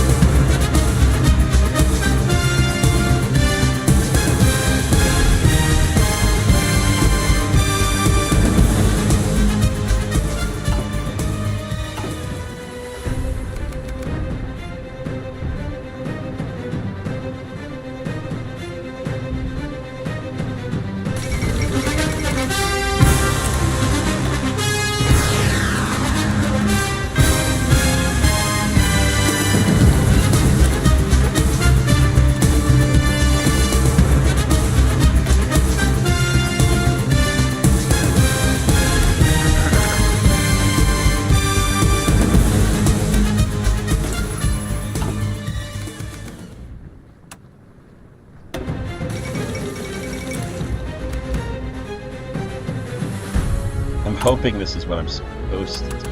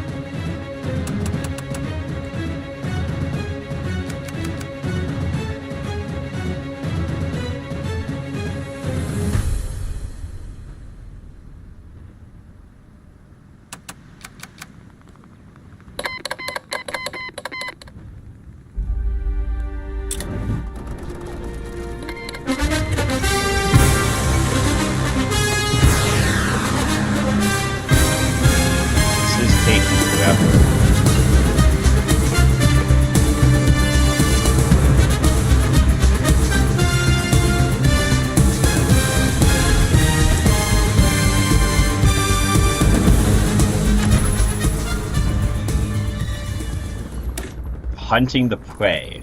While many civilized cats have abandoned hunting in favor of agriculture and keeping livestock, they still retain the primordial instincts of ambush predators, although hunting enemy soldiers is much harder than hunting animals. Similar ambush tactics can still prove to be useful against them. Cutting ambush.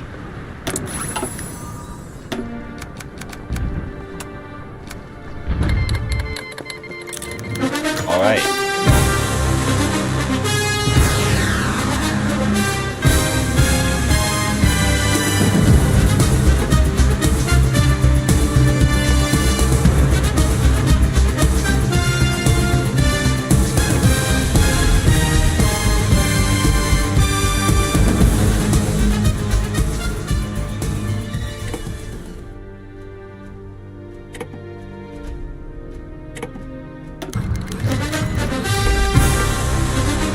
Alright, main Valusia has been secured.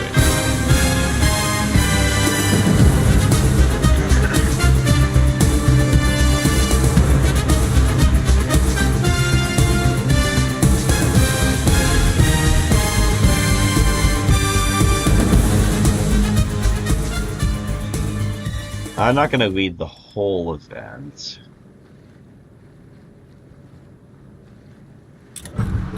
Well, we did it. Now we get to do some of this stuff.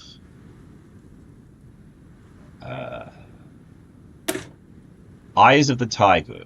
My rule is anything but secure. Not only do the nobles seek to exploit me, but many cats remain loyal to the deposed Clawmons, while the Crown Guard function as my hammer with which I can crush my enemies. I need a finer tool to counter foes in a more delicate and concealed manner. Any organization of secret police shall be my dagger in the dark. Creates the Eye of the Tiger as a... ዝግጁ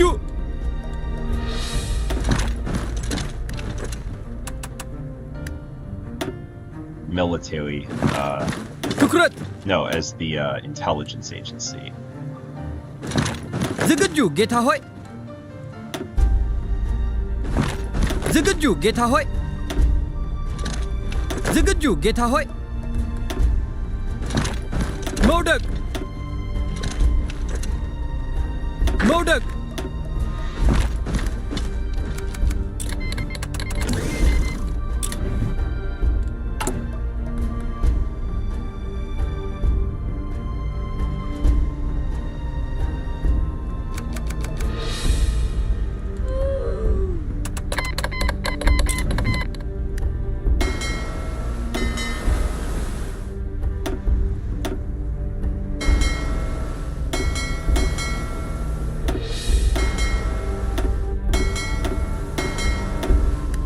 We could put the Navy to rest for now.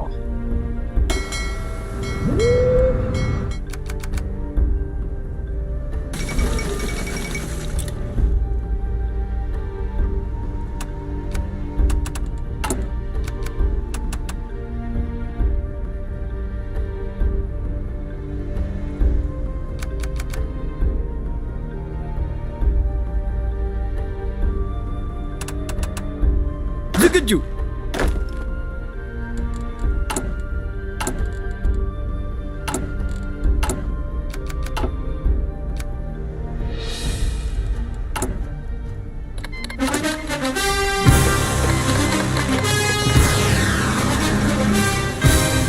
Please clap.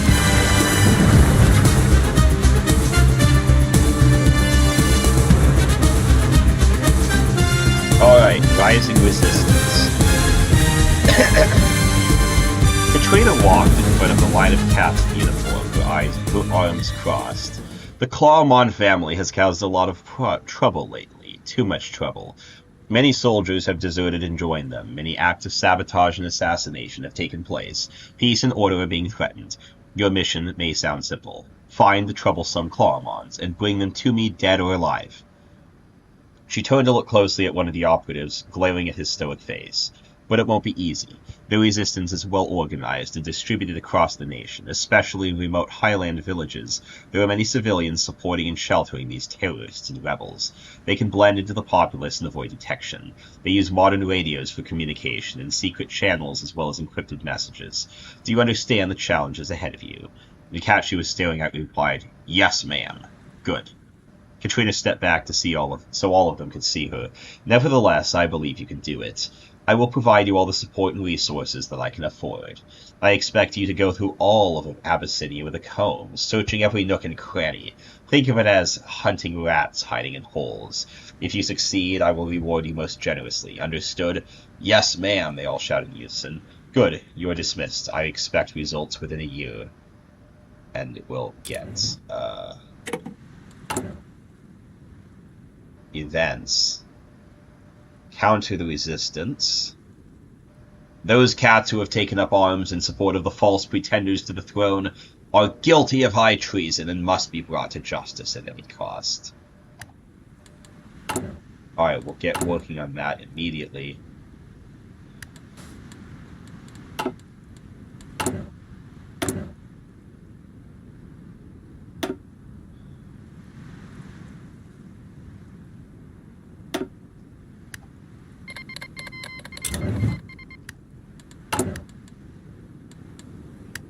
Alright, begin reconstruction.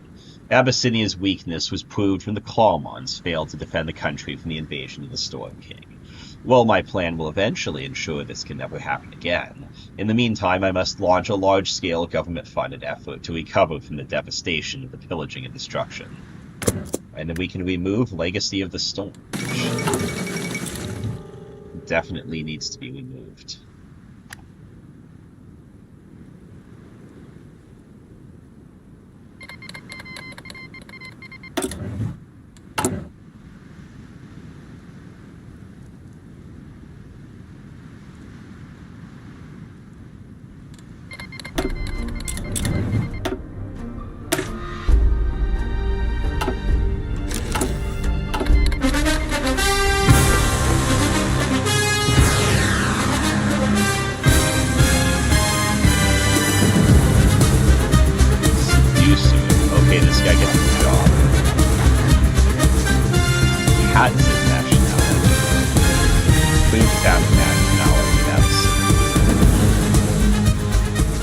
I guess we may not be the only cat nation in the game, then.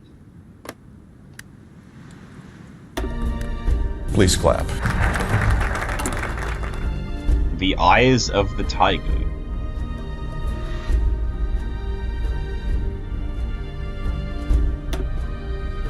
The next step of the plan. With the slaves sufficiently riled up, they are preparing for a large-scale revolt against their masters. The nobles are desperate and unable to stop them alone, so they will now come begging for my help, at any cost. And unfortunately for them, the cost will be quite high. I was thinking that once I'm finished with this, I'll probably turn the stream off and continue some other day. From the ashes, not far from Katrina's family mansion, was a village that had now been turned into a construction zone. The Queen herself paid a visit, accompanied by Crown Guard, her assistant rep. When she appeared, all work on the site stopped, and a feline forecat approached her. He took off his hard hat and bowed respectfully. "We are honored by your visit, Your Majesty." "As you should be." She looked around and saw that most of the burned buildings were being torn down, and wooden frames of new constructions had already been erected. Even the old stone tower in the middle of the village was being renovated. In front of it, a space was being cleared. Everything seems to be going on schedule. The memorial statue should be arriving soon, so it's good it can be put in place right away. Of course, some of the workers had family here, ma'am. They were personally invested in the project. Katrina sighed, "I'm sorry for this loss. We are..." "If I may ask, Your Majesty, there's something I've been curious about." She raised an inquisitive eyebrow. "Yes, you may ask." "When the Storm King's minions came here, how come they destroyed this village but left your mansion alone?" The Queen took a deep breath as if to build up strength to speak, then her claw pointed at the central tower. That there was the storage place of an ancient magico-medical scrolls. The Storm King probably thought they had some value, despite us cats not even being able to use magic like other races. Meanwhile, my mansion is in poor condition and has nothing particularly valuable inside it.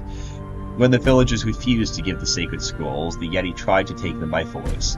This started a fight that resulted in everything being burned down. I was the first witness of the event. The forecat stared at her quietly. "It must have been a devastating sight, ma'am. Something you can't forget." Katrina swallowed her tears. Yes, it left its mark on me and gave me a new purpose in life. Behind the two cats, wept and listened to them, then sighed deeply and sorrowfully. This shall never happen again.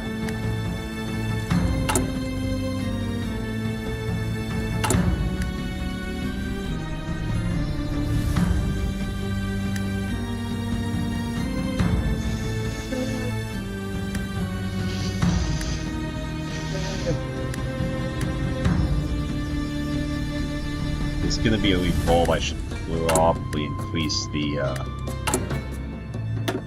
description law.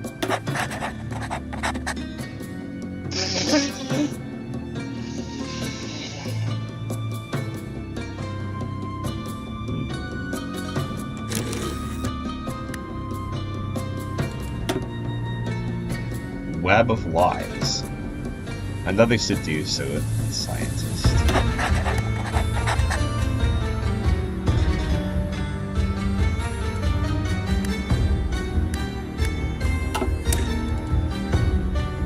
I'll just save the game quickly in case anything happens. Please clap. Raz Thurston cross-trained himself before Katrina, who sat on her throne and kissed the stone floor.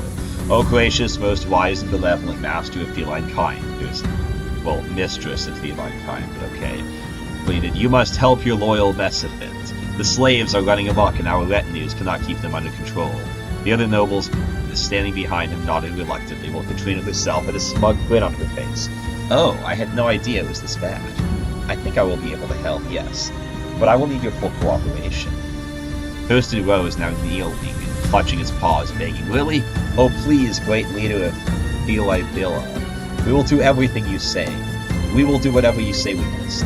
Katrina's eyes swiftly moved, looking at each and every noble before her. I will need your retinues integrated into the royal army. Dispersed and divided, we cannot keep the slaves under control. But with centralized command, we will be able to organize a military operation to crush the resistance. The aristocrats nodded again, with even more hesitation, forcing their heads to move. In addition, you will have clearly proven yourselves unable to manage slaves. Their unrest has plagued Abyssinia ever since the Storm King's invasion proved our weakness. As such, all slaves shall become state property. The room almost exploded with anger. Katrina simply remained calm and waited for the nobles to run out of steam. Fine then. I suppose you don't need my help after all. You seem eager to face the slave revolt on your own. Now it was silent. Katrina watched the heads of the blooded cats. Slowly but surely they nodded. They couldn't help but chuckle. She couldn't help but chuckle to herself. Very well then, I shall save you. You may now pacify slaves freely, but there isn't much time. Noble retinues will be reorganized into local militia divisions. The slave revolt will soon begin, and some nobles will be disloyal. Some of the acquired slaves will secretly be assigned to work on the machine.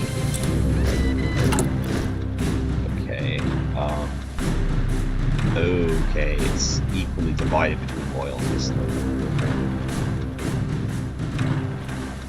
Do we at least have a new... don't have a new tree.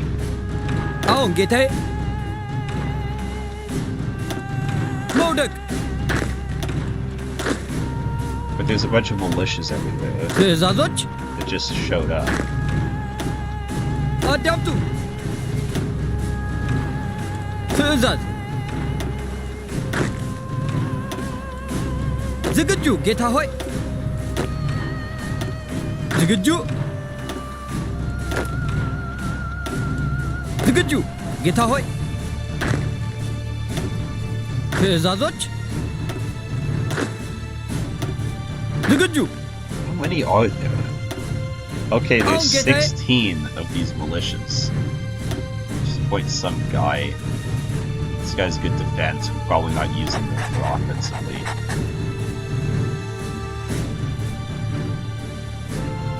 Adaptu. I don't know what else to do with them. Pacify all the slave revolts, I guess.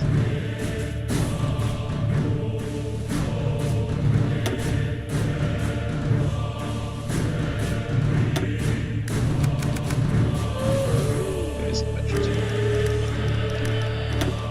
There we go.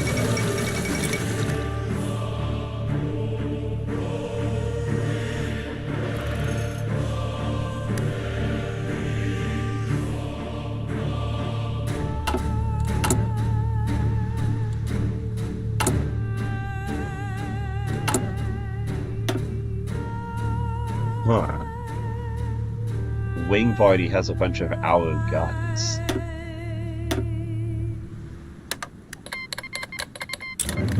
For some reason. Oh wait, those are the ones we sent them, weren't they? ትኩረት! It disappeared.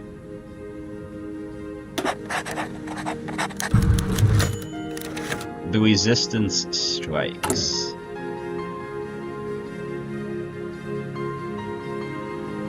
I'm gonna try to cheese the event by just...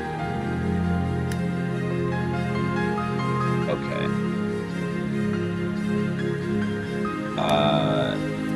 Lamb Tardar walked out of the royal palace with chauffeur waiting with a vibrant boarding car. The gentle cat bowed. Productive meeting with the queen, I hope. Tardar snorted as she entered the car. A waste of time as always. Let's head straight back home to Amhauf. As you wish, milady. Several hours later, the chauffeur said and closed the door. Several hours after they were driving down a winding, unpaved road in the western foothills, the lamb was grumbling about the poor condition of the road and many groups in it. And don't even get me started on that annoying ticking noise. The roads are so poor, they've broken my expensive equestrian car. The chauffeur frowned. Excuse me, ma'am, a ticking noise. Can't you hear it? It's coming from inside the car. Some piece must have come loose or something. All this new technology, machinery always breaks. The chauffeur smiled. Cars don't make ticking noises even when broken. It must be something else. Tardar raised a fluffy eyebrow. Like what? There was a bright flash, and the sudden burst of flame as the car bomb's internal clock finished its destruction. The explosion tore the car apart like it was made of paper, spraying the occupants with shrapnel, pressure, and fire, killing them near instantly. About a kilometer away, a cat hiding in the bush lowered his binoculars and raised his radio. The mousetrap triggered. The mouse is dead. Repeat, the mouse is dead. They will pay dearly for this. It is vital to deal with the Clarmonic resistance as soon as possible. Tardar's sourpuss is removed. From where?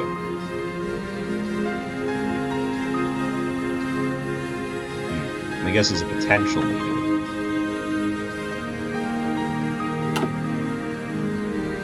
If a majority of nobles. Remove disloyal nobles. Oh, so that actually helped me.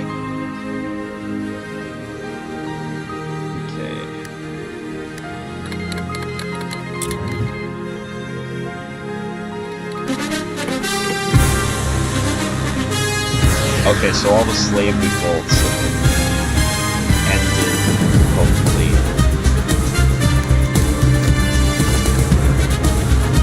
Okay, here we go.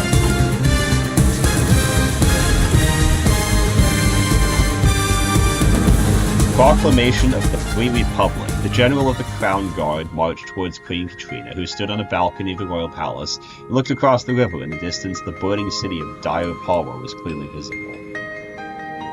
The general saluted her. My liege, we need to get you to safety. The slaves have revolted in Diapawa. Anti-monarchists and republicans joined them, and the local garrison has besieged their barracks.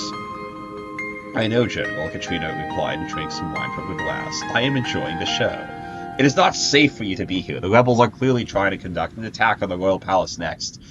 Have I not told you to prepare for the defense of the capital? The general nodded. Yes, ma'am, but we cannot guarantee your safety if they attack us.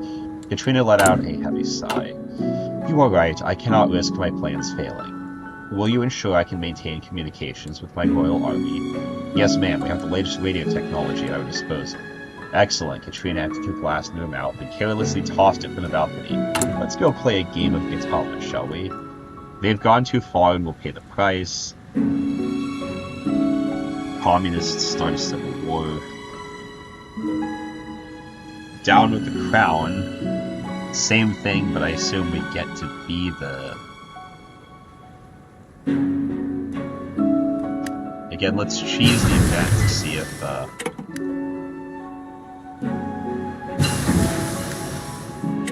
we can get any advantages from that.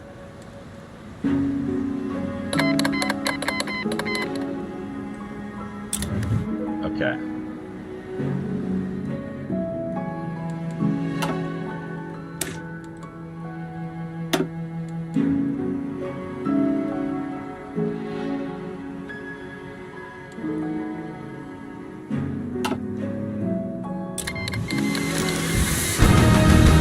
Okay.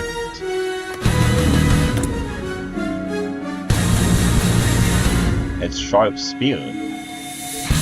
Sharp Spear doesn't really look like a cat, does she?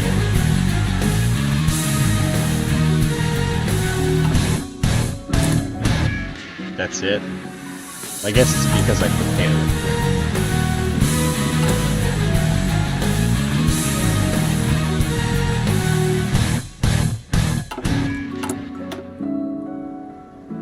Okay, there's nothing else here.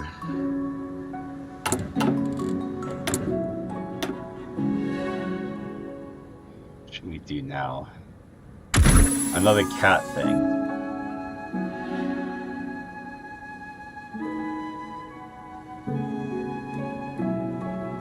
The riding reflex. When falling from a high place, cats reflexively twist and turn their body to ensure they land on their paws. While this does not mean cats are capable of surviving falls from any height, it does reduce their chance of injury greatly. It makes traversal uneven terrain easier. Military planners should note this ability in planes. We don't really need paratrooper bonuses, but we're just gonna do it so we can get to the other stuff. And then this thing here,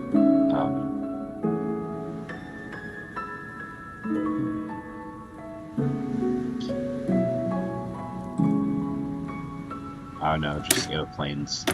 We might use them eventually.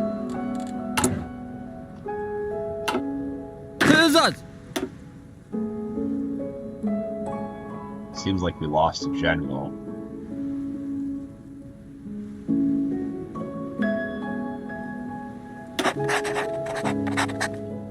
Alright, so we're at war, but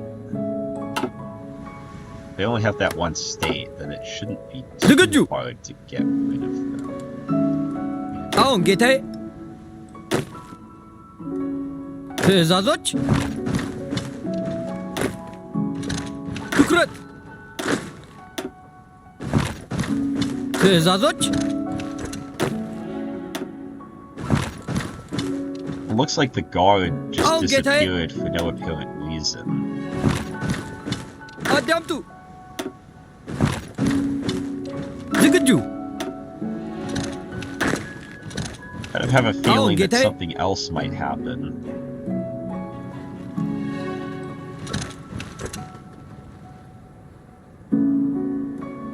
ትኩረት ዝግጁ ጌታ ሆይ ዝግጁ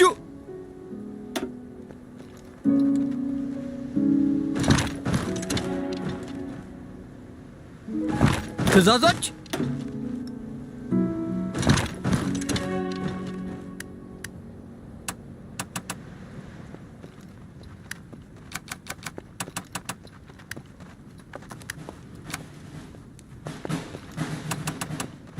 That's a lot of dudes. መውደቅ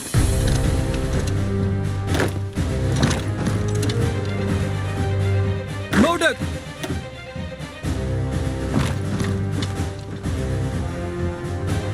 ትዕዛዝ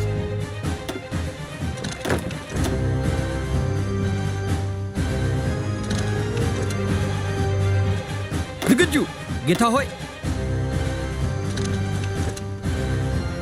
ትዕዛዝ ትዕዛዞች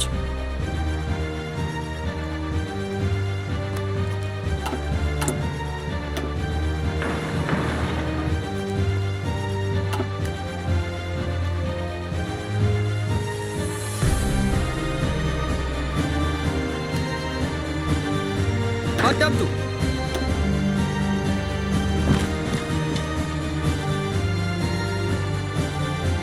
አሁን ጌታዬ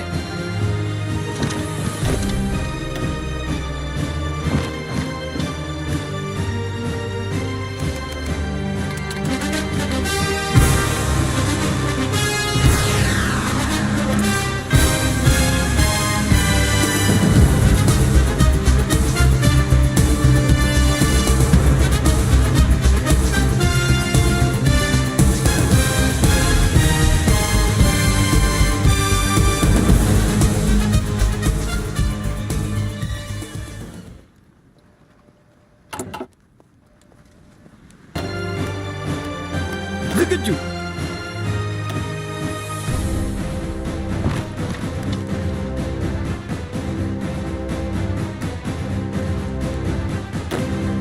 ትዕዛዝ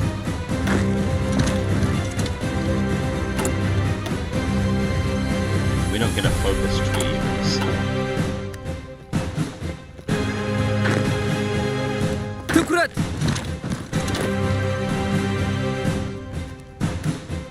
ትኩረት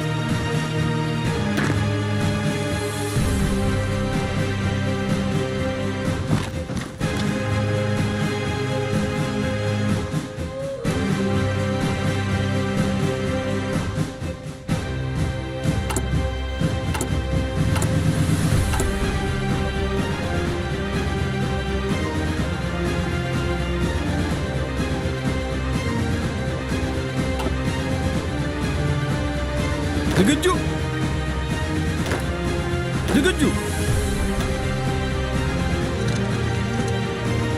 ዝግጁ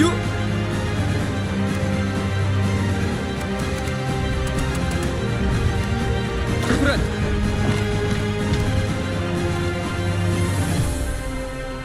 ዝግጁ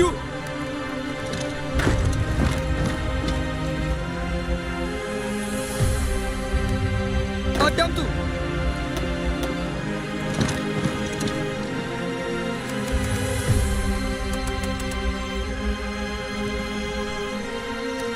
ትዕዛዝ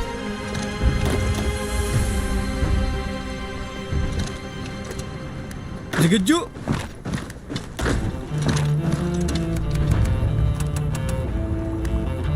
መውደቅ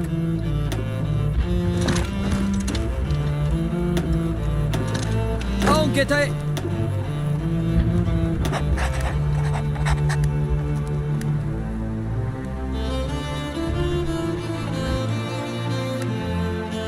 ትዕዛዞች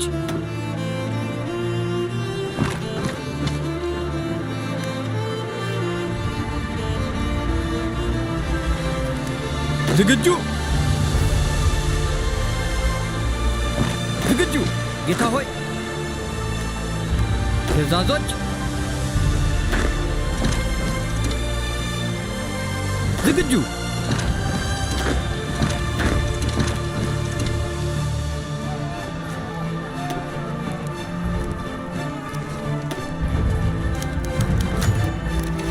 Fatal heroism.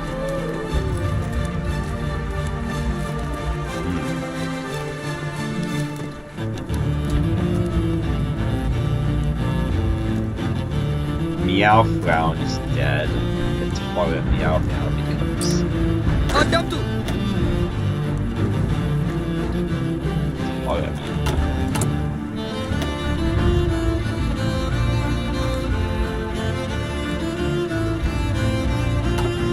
ትዕዛዝ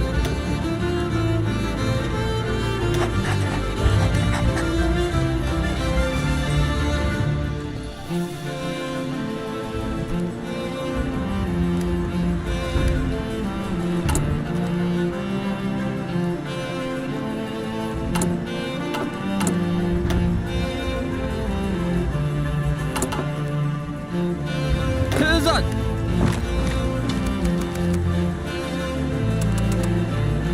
ዝግጁ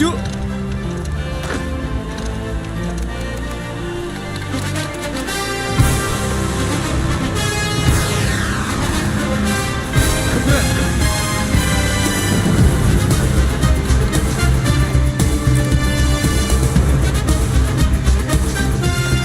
ትኩረት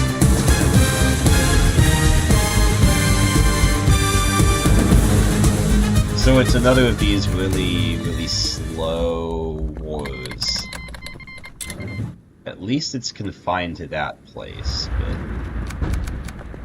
I feel that maybe it could spread.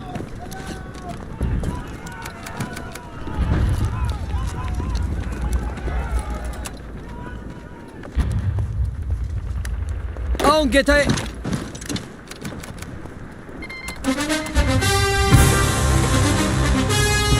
ትኩረት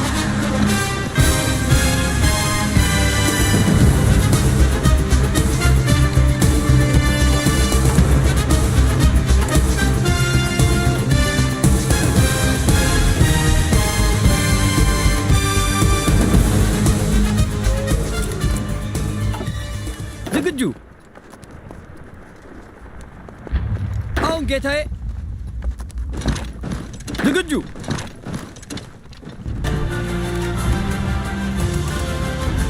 አሁን ጌታዬ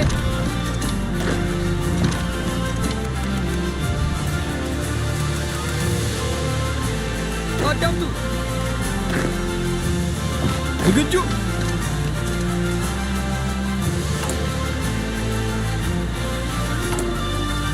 How bad is that? Let's put our critical population factor. More importantly, it's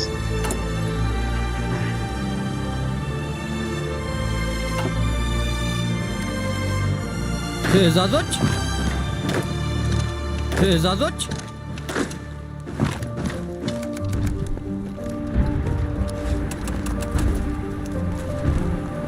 ትዕዛዝ There's not really much I can do other than just try to keep going.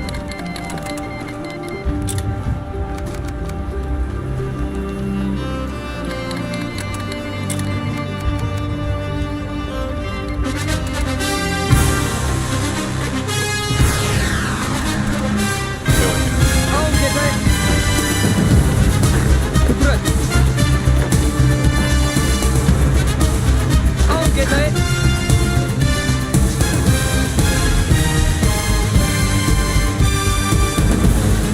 ዝግጁ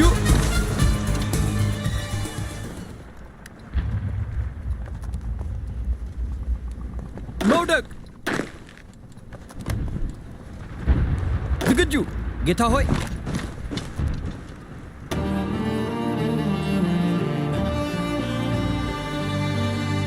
ዝግጁ ዝግጁ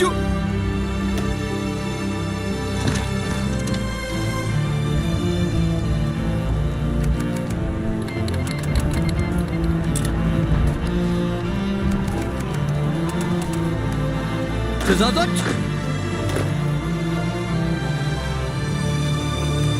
ትዕዛዞች አዳምጡ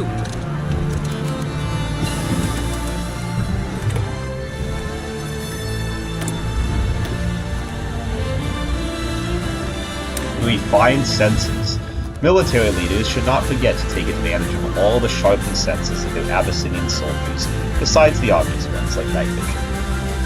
They will have well-developed senses of smell and hearing that can even detect changes in atmospheric pressure accompanied changing weather.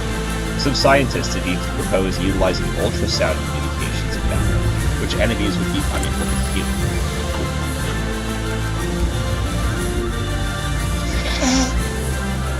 Those things would be great, but I'm not sure if the war will even last that long. ዝግጁ ጌታ ሆይ No, it probably will. These things seem to be taking a very long time.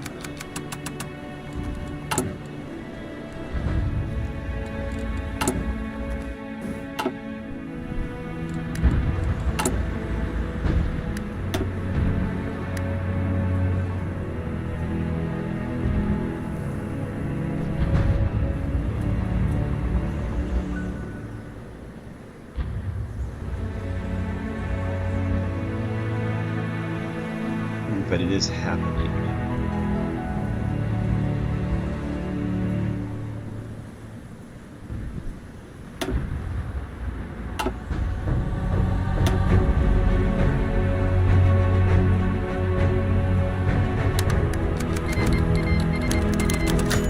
Libel and slander.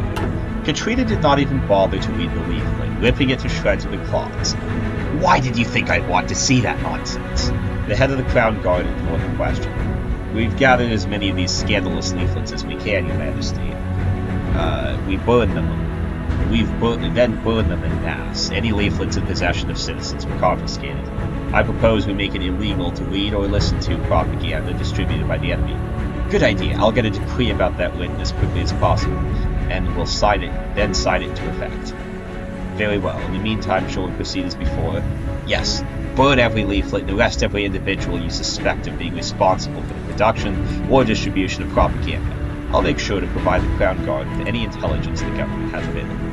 The guard's cat saluted her. Understood, Your Grace. I'll get back to work immediately and make the family's reputation is not tarnished. Katrina narrowed her eyes at pupils. It better not be. You know well the consequences of failure, General. We need to stop them before it's too late. I mean, trying to do that. On ጌታዬ. It's taking a while. End of the line. I admire your effort and determination, Katrina said with a smug grin as she looked down upon Morticia Adisu, who was before her in chains and on her knees. She glared at her defiantly, but sadly it won't be enough. It wasn't enough. The Queen's grin turned into an exaggerated melodramatic frown.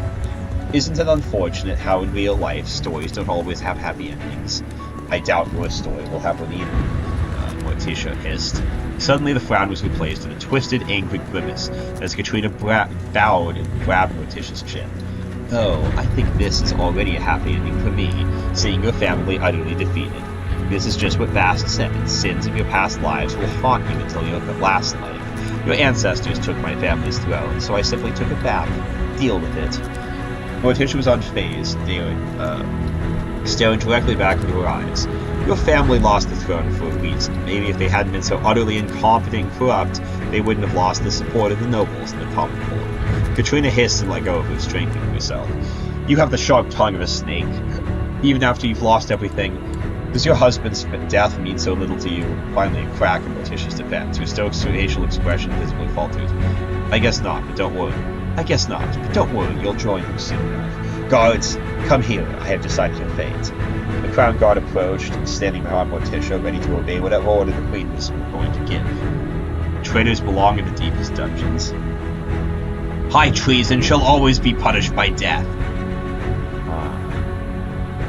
Minus 100 political power is bad, but it gets rid of the problem of whoever so do it. Alright. Bombalurina Victoria is now the leader of the Clonomark dynasty. But Exotica Mu Lugetta is the leader of the Clomonic dynasty. Griddlebone Exotica is the leader of the United Republican Front. I mean, at least that's dealt with. We still have to deal with the Republican Front, but at least, the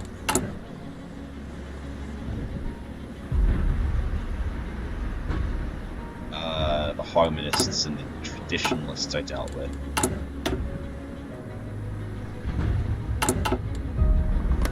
We still have the Republic to deal with. Okay, this is the one we did.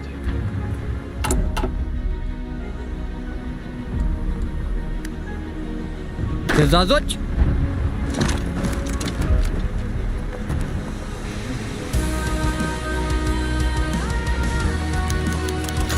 Pato falls ill. Unfortunate. We don't have many generals left.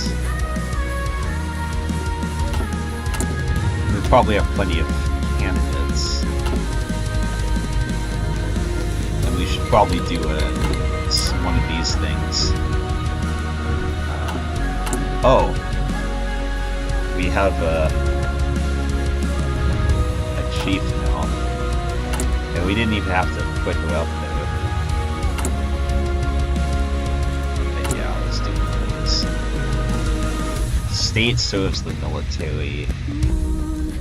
Accomplished heritage. Let's just do this. Inventive leadership. Trickster and invader would be perfect traits for cats to have. Traitors, all of them. Another unit deserted. The general of the town guard said, a bushy eyebrow raised. Yes, sir. They were last seen heading towards territory held by the rebels. That wasn't a coincidence. Too many desertions are taking place at once for it to be that. I want you to contact every unit commander and tell them to keep close riding soldiers. Order them to limit contact with civilians who could be potential infiltrators. Ensure any distribution of rebel propaganda ceased immediately. Ceased immediately. The cats in uniform saluted his crew. Yes, sir. Upon arrival, the veteran sighed deeply and headed to check on the barracks. Upon arrival, there wasn't a sight of soldiers ready to salute the security. Instead, it was empty. Drowning in confusion, the lone cat inspected the new explosive. Not only were the guards' cats gone, but the equipment was as well. There was a lengthy message scratched on the sandstone wall with a fine block. My General, we are sorry, but we cannot continue to serve the regime that has caused so much suffering and misfortune for so many saving creatures. Call us traitors, call us deserters, we do not care. We see ourselves as support warriors of freedom. Perhaps you too will soon realize soldiers are supposed to serve the people, not the government. The General stared at the writing in disbelief, gritting fangs and clutching paws. Traitors, all of them. Transfer a percentage?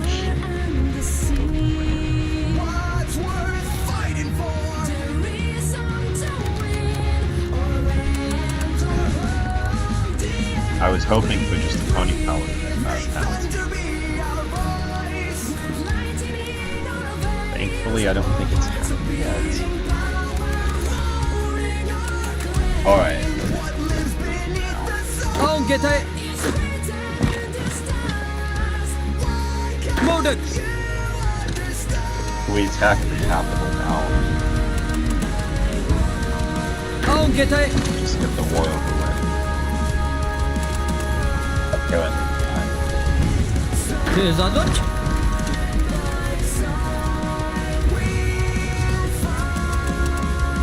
May require more civil war approach.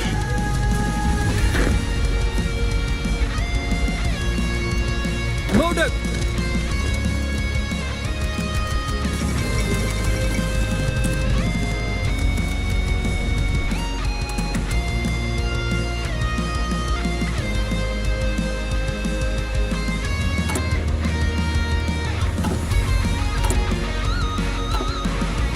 Zigaju. Tezazot.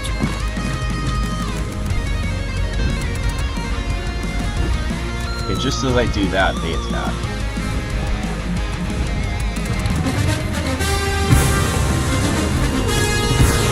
Oh. Yeah, I should probably get some of this fire. That's a lot of...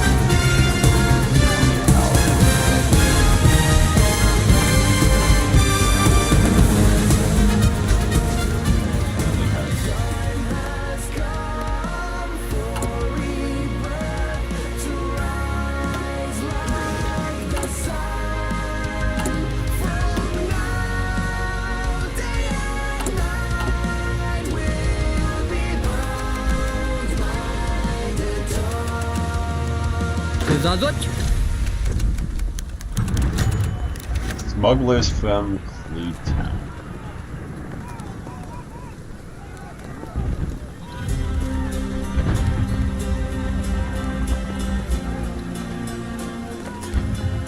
Heighten border controls. Or ignore it. I lose a bunch of stuff.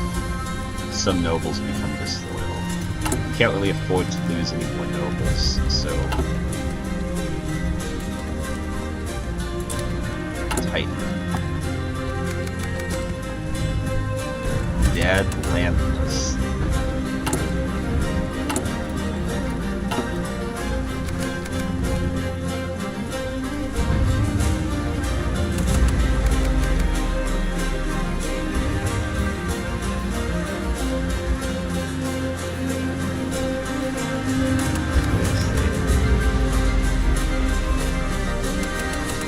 It's just too malicious.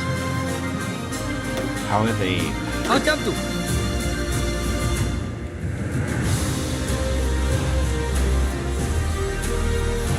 Zigaju.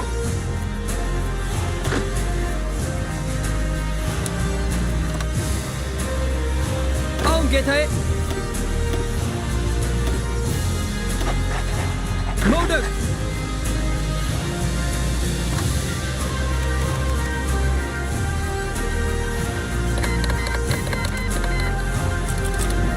Tezazot.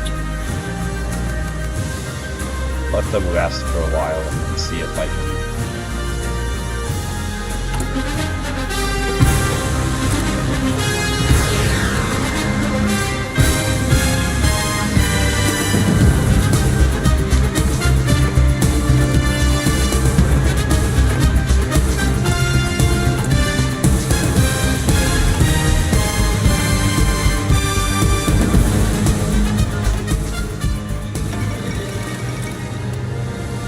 Alright, they should be ready now.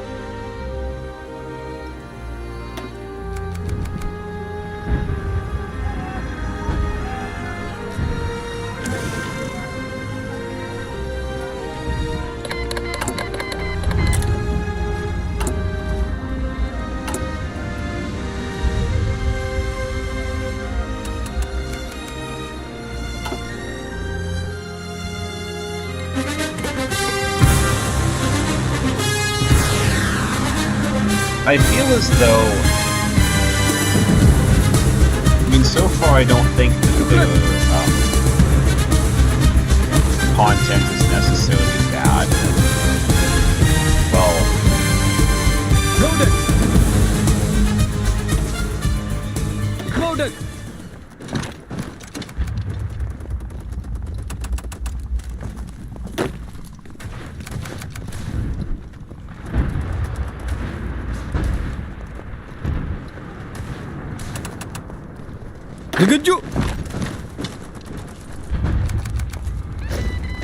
It's not horrible. It's not nearly as stressful as my attempt at playing Kyria was. But there is a lot of... But for a small country that's primarily just dealing with fighting civil wars within its own borders,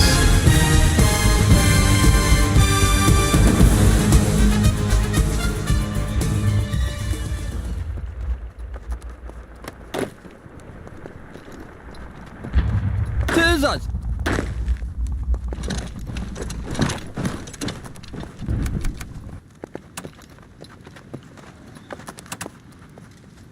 Loaded! ዝግጁ! there's not really all that much to do besides just kind of sit around and wait for ትዕዛዞች stuff like this to resolve itself. አዳምጡ! አሁን ጌታዬ!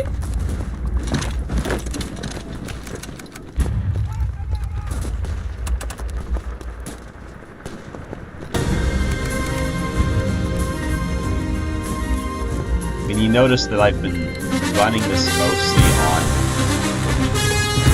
maximum speed.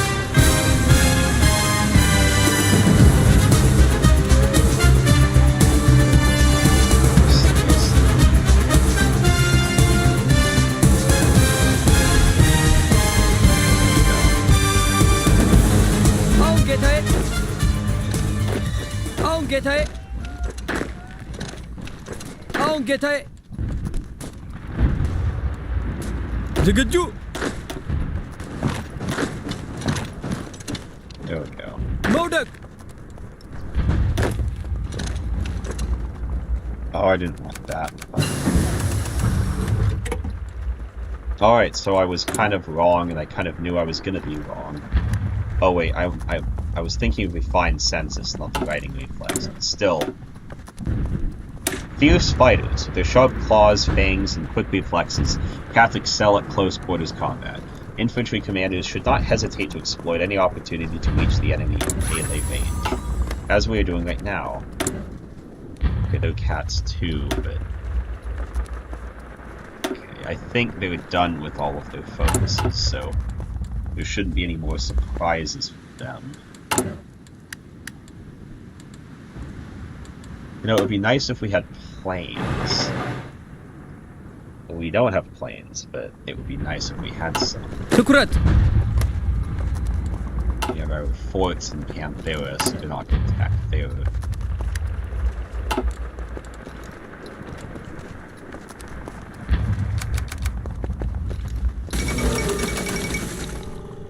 Should we be worried? Not yet, I guess.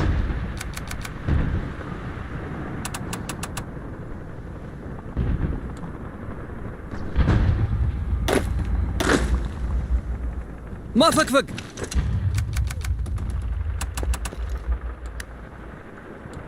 Okay. ትዕዛዝ! Push back.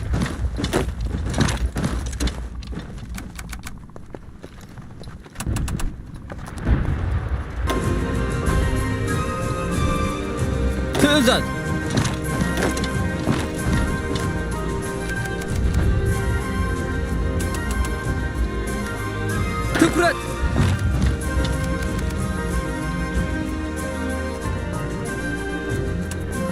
On getai.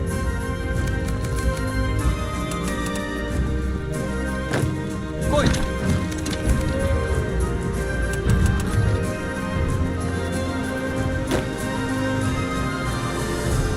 Modek. Modek.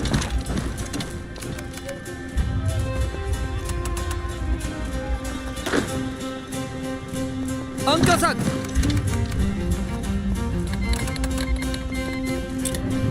Degaju.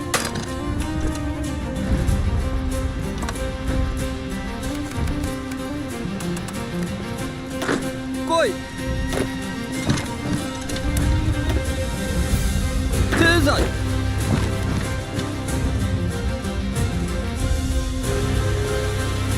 Degaju. Geta hoi. Modek.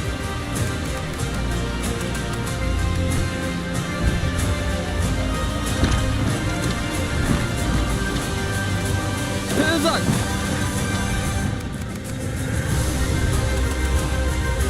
Adiantu.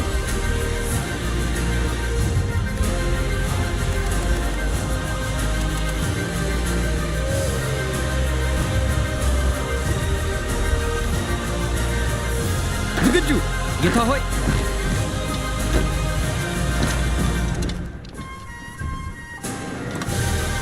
Tezat. Tezazot.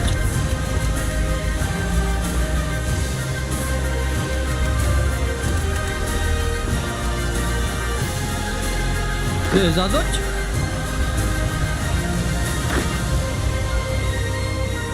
Tukurat. Degaju. Geta hoi. On getai.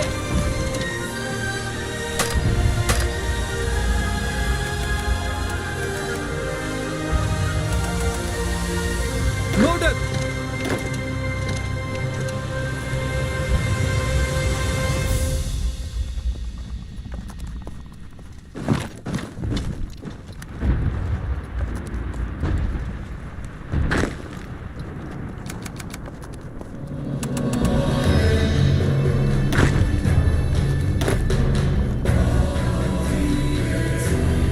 Degaju. Geta hoi.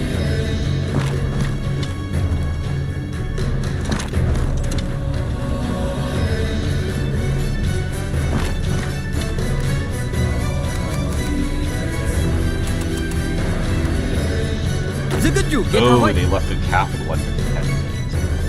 Degaju. I'm not sure if that's going to Adiantu. be on. What? But I might as well manage that.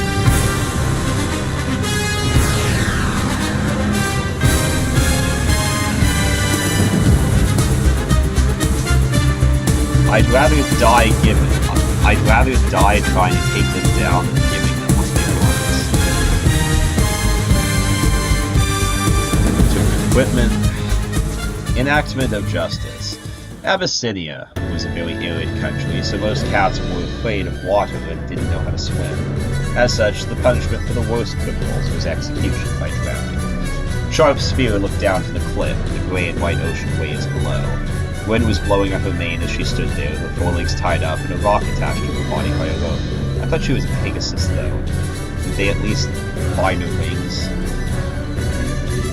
Behind them stood a dozen armed Abyssinian soldiers and a few named the Lucian auxiliaries. She looked at the zebra next to her. Fontu noticed this and gazed back, her expression loudly exclaiming, "I told you so," without a single word being said. Sharp Spear's breathing faltered, she looked at the horizon, and somehow she could swear she could see the sandy shores of Merchant even if she knew it was geographically impossible.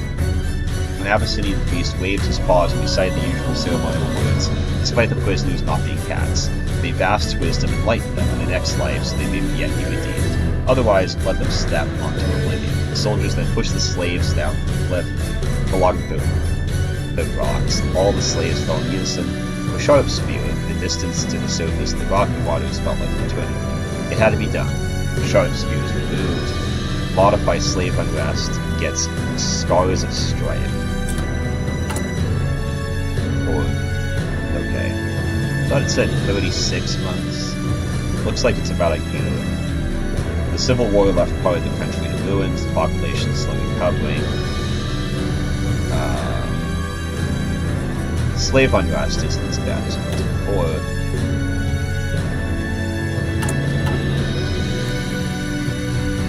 Zagaju!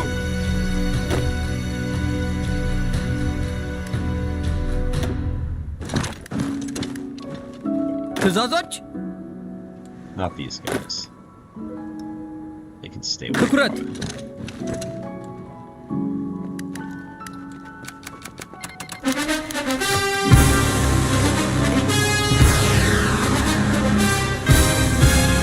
Murder! Zagaju! Get away!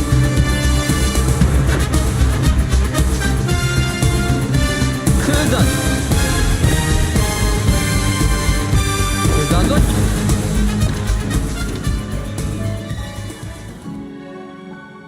Did I lose my mountain news? I guess so. Power. Katrina was reading and shuffling papers in her office in the royal palace when she heard a knock on the door. She sighed and put the documents in. Come in, it's not locked. Rep carefully opened the door and peeked inside. Hey, my queen, you're not busy, are you? I am. Is this something important? Well, it's important for me. Katrina narrowed her eyes, but the back of her almost perfect. Okay, I'll just go. Come in, I said. The reptile took a deep breath and stepped inside, closing the door behind him. Sorry for bothering you. I know you're really busy these days, but I needed to talk to you. The Catway monarch leaned back in her chair and steeped. Pause. About what? It seems you're very hesitant to actually talk. Yes, because I had to build up courage to even come here. The recent slave revolt, you know that was going to happen, right? She shrugged. I have plans within plans within plans. Rep, I was prepared for every outcome. So you were prepared for all those people to die? Katrina glanced away from Rep for a moment. Yes. All part of the plan, you know. I remember when you told me that it was all going to be worth it in the end, but I'm starting to really doubt it. You've grown so cold, Katrina. That is a line from the Gen 1 movie, Escape from Katrina. She no longer even tried to maintain eye contact. I know, Rep. I've turned my heart to stone, but only because I knew what must be done. Rep tried to smile. Don't you miss the good old days, all those years ago? I sure do. I think that was another line from the movie. That girl is gone! Good riddance to her! Katrina stood up, her claws digging on the table and fangs bared. My advice, forget you knew her. Because now I am in my prime, the pinnacle of my power, and soon I'll make the whole world cower. Although the Katrina from the movie wasn't trying to do world domination. She just wanted a reliable supply of drugs. So she's advanced in life. She's gone from simply running a trap house to wanting to be a conqueror. Rep stared at her in horror. New focuses have become available. Alright, so we've doubled the size of the focus tree, but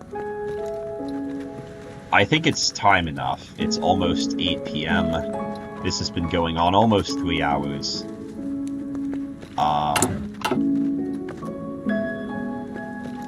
I think it's time to stop. It's time to stop! Unfortunately, I don't have that clip with me, but you know the one I'm talking about. The one where he's holding a giant clock and saying, it's time to stop! Anyways, I think it is time to stop. So good night. I'll try to stream again Sunday. If not Sunday, then Monday. And if not Monday, then Tuesday. I don't know if another 3 hours is going to do it, but I'd like to continue the campaign. Just so I can try to finish something for once. What are even the focuses? What's even at the end of this? Reveal my plan to the masses. So it's a bunch of internal stuff followed up by presumably some war goals at the end. Alright, well. Good night. I'm not sure how to end this. So I'll just end it.